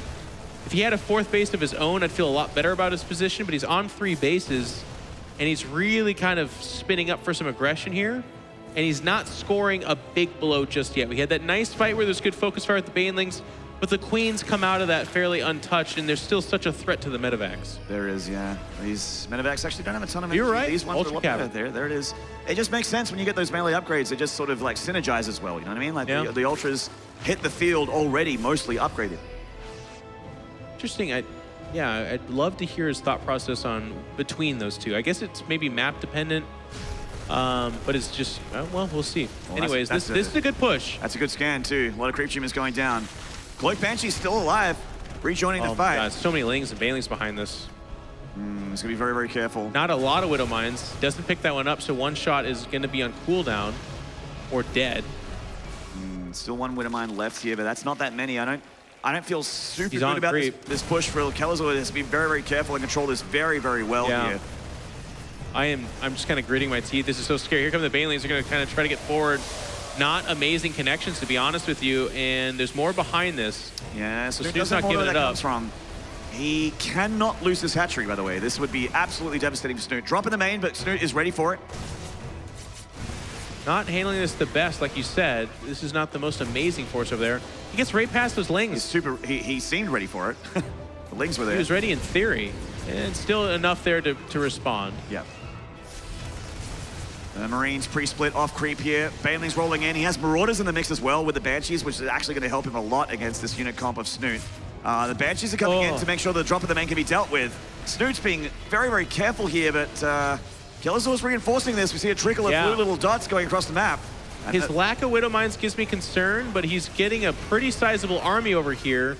And these Ultras are coming out. They don't have chitinous plating just yet. One of them wanders forward, takes some damage. Kelazhur's going to go for it. He is getting very, very bold here. He thinks he's got this. Snute decides to try and punish him for it. That mine hit was incredible. The shot heard around the world. That was almost all the Banelings. It's just Ultras and some Banelings kind of waddling back and forth. Kelazhur, if you ever had a chance to take this base down, it might be right now. He's going to push in. The Ultras, again, now have that upgrade. They are almost fully juiced. Kelazhur's going to back up here. He's got a slight supply advantage. Here come the Mutas trying to whittle down the medevacs. There are still Widow Mines with this army as well, just hidden under that bio. Very, very careful here. Snute has to be very, very careful. This Ultras now have chitinous, but they don't have 3-3 so they are still being able to be engaged by this bio for the most part. The Baneling's chasing Kelazhur all the way back. Snute looks like he may have finally held here, but he has to be so careful. There are reinforcements from Kelazhur as well. Yep, Kelazhur just now taking a fourth base behind this, by the way. Keep in mind, that is a big, big deal. 40 supply advantage for Snute. He's pushed back and then some. And Kelazhur put a lot into that attack. He put a lot into it. He was reinforcing over and over again. And losing those forces and not having expansion behind this could be a fatal mistake. He needs to saturate that. He needs to get going with it. His main and natural are both extremely thin. He goes down to one base or like 1.5 base mining, forget about it. Yeah, I mean, I don't blame him for his decision to go really ham on that hatchery, because that is the win if he gets that hatchery and manages to stop the counterattack, which he stopped the counterattack. Imagine if these Ultras had no home to go back to. As it stands, that hatchery still lives. And Snute, of course, double expands behind it. Yep. Because he has space. He knows that Kelazhur's going to try and pull up these units here. And what I really like about the Ultra Tech, I've been kind of hating on a little bit, but what I like about it is it just also is grindy. Like, if you don't have an army that can snap destroy them, you will get pushed back. You will have to kite, and you probably will lose units. So it's nice when you're ahead, like I was saying. He's going to go for the hatchery. Oh, he dives on it. Yeah, he does get it. How much does he have to lose for this attack, though? At what cost is exactly right. He's going to load up and leave, but it's going to cost him at least a Liberator. Back there are Corruptors coming out, and Snute's going to give chase. The supply differential has closed up here, but where do you even drop? Yeah, he's on boost cooldown. He should be able to get home in time. He's planetary. Hope it's done at the 4th. I didn't really see it. You going to go through that, Snute? You going to go through that? I don't know, man. That's a big connection with those Banelings, so that's certainly going to help a lot. These Ultras are so buff, man. It did cost him a couple of Ultras, but it's Kelazhur that's having the tougher time replacing the units for right now. Now, Snute has to be careful not to overextend. Those Ultras die almost immediately, which leaves these other Ultras to die almost immediately. That was absolutely an overextension here from Snute. Losing all his Ultras really sucks. The Mutas died. Corruptors are still alive. Wow. And yes, these Ultras, it's very easy as a Zerg to go, hey, I have, 3-7 upgraded Ultras. They're fully upgraded. These things don't die, but, they do. The Liberators and Bio, if they find a choke point, can engage. It takes a lot, but like you said, they will actually go down. And That's the most impressive thing right there is the queen count. The corruptors, it's like 4 or 5 of them, 6 actually, you can see up there. And the ultra count, not super amazing, but the queen count is so high. They really don't take that much damage from Marines and Marauders. They heal ultras. There's just so much utility there. They can swing their sweet little butts over here. They can help out a lot. Yeah, I mean, the queens aren't, you know, fast off creep, so they can't push him all the way back. Look at the Creep spread's got no, there's no spread down here actually at this hatchery. Ultra's getting healed so quickly here. Can't kill it. Yeah, not with the queens here, he can't. Yeah, he's gonna back away. Like you said though, the creep spread not being very good there is basically the only saving grace. Kelazhur's just gonna reposition. It's gonna be a question of mobility. The queens can't get there very fast. And every time an ultras extends like that, dead. Yeah, without the queens, they really are getting minced by this fully upgraded bio. This hatchery is very important for Snute, by the way. That the hatchery that Kelazhur nearly killed, they're still at the other hatchery, I think. They're just waddling up the ramp now. There they are. And the hatchery goes down. So that was miscontrol. They definitely could have got over there faster. It's not a question of creep or not. And Snute's going to push back. He wants to try and get a pound of flesh for that cost.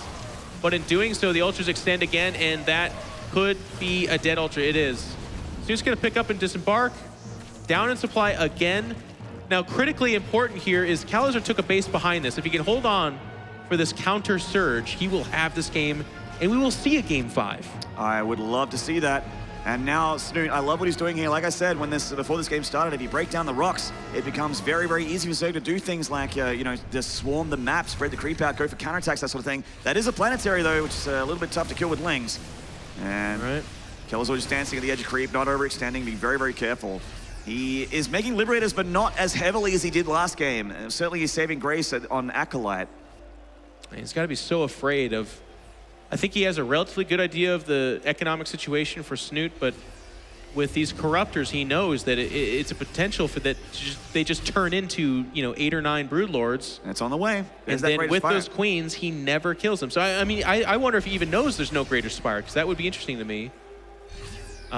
We see that it's being made right now, but it's not in a normal scan position. So for him, it's, oh, okay, he does spot it. He knows a Spire, but not Greater Spire. He knows that. Oh, these lings. The lings, 12 o'clock. Do they see the medevacs? Oh my God. Yeah, they just do. And they're just randomly running up there at that exact moment. Yeah. This is where you call Snute a hacker if it's the ladder game. This is where you do it. Yeah, I'd be right about now. The Corruptors here, thankfully, away from those medevacs, but they're He's like, all right, forget it. I'll go home. Okay, I guess I don't get to have fun. Yeah, the lings are like, they're like the annoying little brother, like running around like, hey, he's over here. Oh, it's gonna cost. Oh no! No! Oh. Kelazhur! The drop getting spotted here. The Corruptor's actually engaging and taking out 2 of the medevacs. He has nowhere to go. He can engage these lings if he unloads everything, though. The Widowmines could be nice. Oh, they get taken out. He's gonna try to trade. Ultras are eager to give their lives up, I guess. This could have been worse. It really could have. Yeah, he stayed out a lot of his army here, a lot more than I expected. Yeah, did not expect that. How many medevacs does he have? He had 7. I don't know how down many to 2, now. building 4. Yeah. 6 is okay. He made an extra couple starports, by the way. Killed, we'll cancel that hatchery. The other hatchery still very, very low on hit points, by the way. Might come into play later. I feel like if he pulls back here, there's a real big chance for Snute to get, I mean, Snute is back in the game, don't get me wrong, but like, to get into that position where we see that he's just unstoppable. He's back up to 2 mining bases. He's taking even the 12 o'clock one, so he's going for 3. That's such a cool reaction from Snute, by the way. He'll like lose a base and double or triple expand. Yeah. And if you don't keep applying the pressure, which is hard to do against ultras, you fall behind economically after picking off a base. It's a weird thing to see, actually. Kind of reminds me of playing roulette and just putting it down on a color, like red or black. And if you lose, well, you just double the bet in the next one. It kind of is like that, absolutely. And he is going to push over here. We still don't see Broodlord, so there still is time for Kelazhur to get this massive damage in there. But I feel like he has to do it soon. If this game gets to Broodlords, I put all my money, if it's red and black, Snute's red, I give it all to red, man. Fair enough. 100%. Fair enough. Rightfully so. The economy is very equal here for Kelazhur and Snute, which is generally good for the Terran. Oh, an overextension from the Ultra. Does get back to Queen healing. Oh my God. Oh, they actually heal faster than they lose hit points. They do. The flank attack, though. Oh, this is so cool from Snute. Oh, that may end the game. Whoa! That was sick from Snute, using that choke point to the advantage of the Zerg instead of the Terran.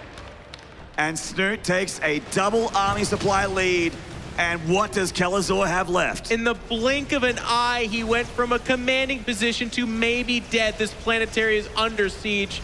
I think ultimately these ultras might have to disengage. Now with the caustic spray, they're gonna get it. And I cannot believe how quickly Kelazhur lost so much. Just a few banelings with those connections and the corruptors hitting the medevacs as they picked up. It was, that was nasty. It was brilliant decision-making and strategical decision-making there from Snute, getting himself an incredible spot in this game now. Very commanding position. Kelazhur does at least have these extra bases on the edge of his sort of Terran ball here in the map to be able to still mine from. So he's not dead, but he's definitely on the back foot against the ropes. He is on the back foot for sure. Snoot's gonna push over here. Widowmine's looking for connections to get most of the lings. No banelings behind this. Yeah, big hits on the wings is very nice for Kelazhur, but he's gonna need better than that. He needs an ask for these ultras. Liberators aren't here at the moment. The Spire's getting very overstemmed. The reinforcements actually getting straight into those Kaiser Blade cuddles. Yep, just not controlling it very well, actually. And he's going to run back into the corner. May be able to kill those ultras, but like you said, there's so much reinforcements are getting killed. There's SCVs, long-distance mining. So even though these ultras never found the heart of that Terran army, they got everything around it. And look at the difference here. We can see the bank is getting spent from Kelazhur. It's not completely dried up just yet, but his gas is non-existent, and he's down 60 supply. Yeah, somehow mining more gas than Snute, but it doesn't have that bank, with this big ling run by is actually a fantastic use of minerals here for Snute. Getting more and more of these SCVs down. He's half the working count of Snute right now.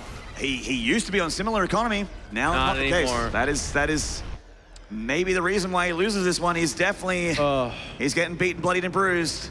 That was a stomach gut shot earlier at that kind of middle impasse area where he got surrounded. He just hasn't been able, he's just been reeling since then. You can see it. His medevac count's not super high.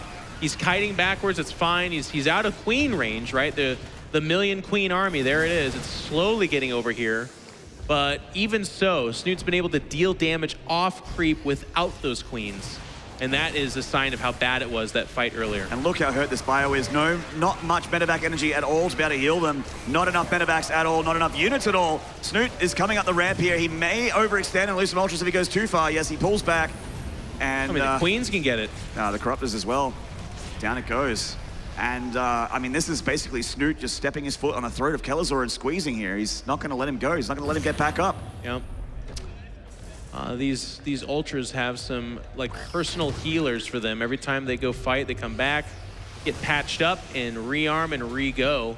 Whereas Kelazhur, like you were pointing out, the medevacs that keep dying, he doesn't have it so much. He's just up to these 3 right now. Oh, look at his bank ban, a lack thereof. Yeah. And Kelazhur is just like a wounded lion, kind of back and forth, fighting, snarling, but his days are numbered. Snute fought really hard. It was all about that kind of base that he barely held on to for just long enough. And then that amazing engagement. If he doesn't go for a surround, by the way, the kiting continues and that army continues to push Snute around. But Snute goes for the ultimate engagement, one that I think we'll remember for a very long time.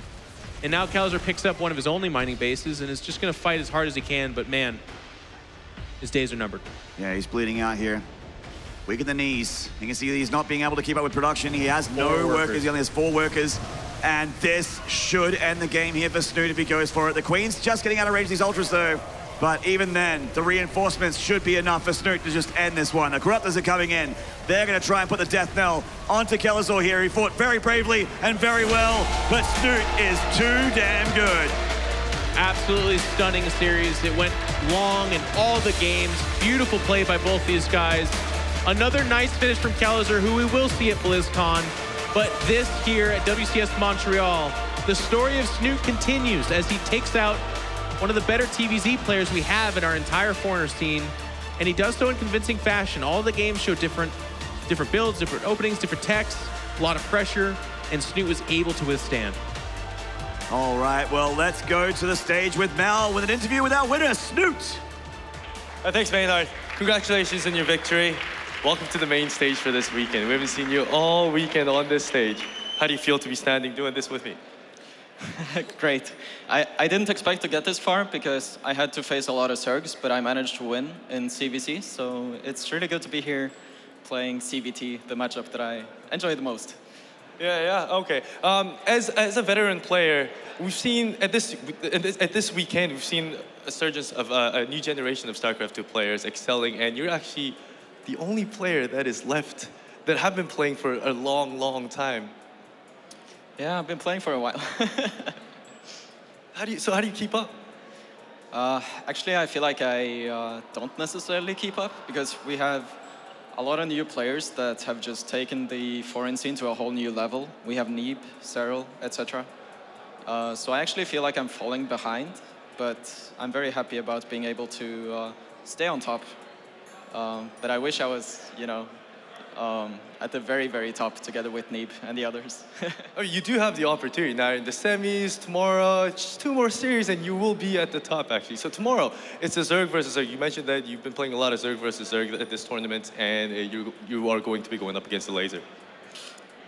Yeah, it's going to be fun to play against the Laser again. But it's a CVC, so it's not my strongest matchup at the moment, but I'll do my best, of course. Yeah. Congratulations to your advancements. Thank you very much. And best of luck tomorrow, man. The rematch from WCS Valencia is confirmed here as Snute gets towards the round of 4. I think he's slowing down, but that horse keeps on galloping for Snute of Team Liquid. And some really, really intense games between these two. Zombie Grub and Snute's able to take that victory. Yeah, I mean, they're all super long. There is different comebacks. That was an amazing moment right there that kind of sealed the deal. But there are a lot of moments like that where still like they powered through to 20, 30-minute games. That was still quite an epic series. It wasn't the 3-2 I was hoping for, but still pretty close. Pretty close. Yeah, a real dogfight there. I mean, just incredibly long games, kind of like we predicted. That final battle was so crazy. You look at the supply, you're like, oh, it's quite even. It's like, bam, it goes from like 170 to 110 if you blink twice.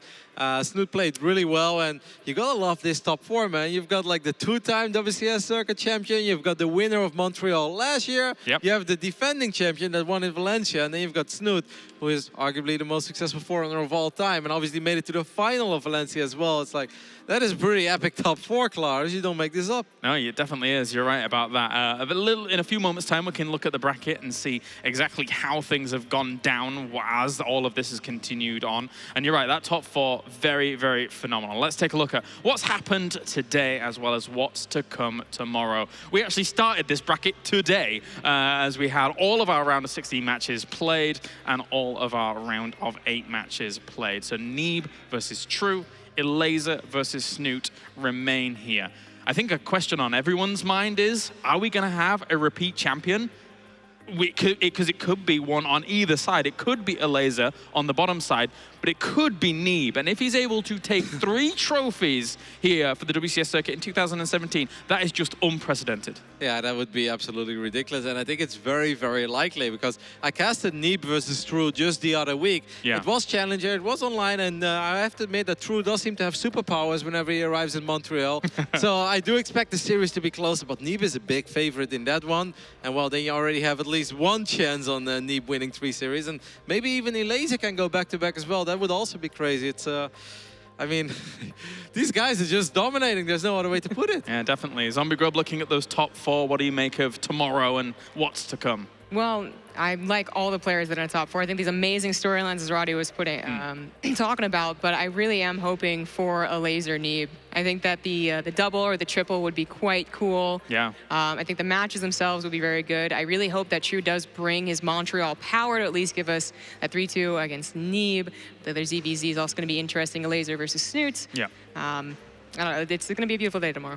Now let's take a look at the WCS standings as well here as day 2 concludes. These should be completely updated for what's happened so far. Notice that with that victory for Snute, he goes 10 points above Kelazhur there, taking that seed off of him. So a very nice result there for Snute, regardless of what happens coming up now. But this is still about a lot of potential points for either True or Snute if they're able to actually win out this whole tournament completely or even go on to the final. That's a big extra chunk of points to move up a little bit in those standings for seedings going up against the Koreans down the line at BlizzCon. So very important.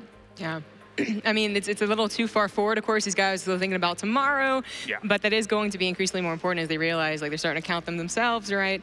That's they're going to be facing maybe someone who's a little bit more, like, I guess, doable to beat, but it's like the 8 Koreans. Then again, like, you know, maybe instead of stats, you're going to get beyond if he makes it in. It's like, is that really that much better? Like, I don't think the points matter that much. Obviously, the most important thing is that they secured their ticket for the global finals. Top 8, that was the main goal. Getting a higher seeding could be nice, but you never know how it plays out. It comes down to personal matchups anyway. Some people may prefer to play stats over any sort of Terran, even if stats has, I think, 12,000 WCS points, or something stupid like that. So, yes, that matters, but I think tomorrow the pride and the money is going to matter a little bit more. Yeah, definitely. All right, well, thank you very much, guys. That does it for us here at day number 2 of WCS Montreal. And don't forget as well, you can get yourself StarCraft 2 on sale at the moment between now and the 18th of September. So make sure to pick that up if you don't already have it, or Legacy of the Void, or Heart of the Swarm. That is it for us here for day number 2 here for Montreal, and we shall see you tomorrow, same time, same place, where we have our semi-finals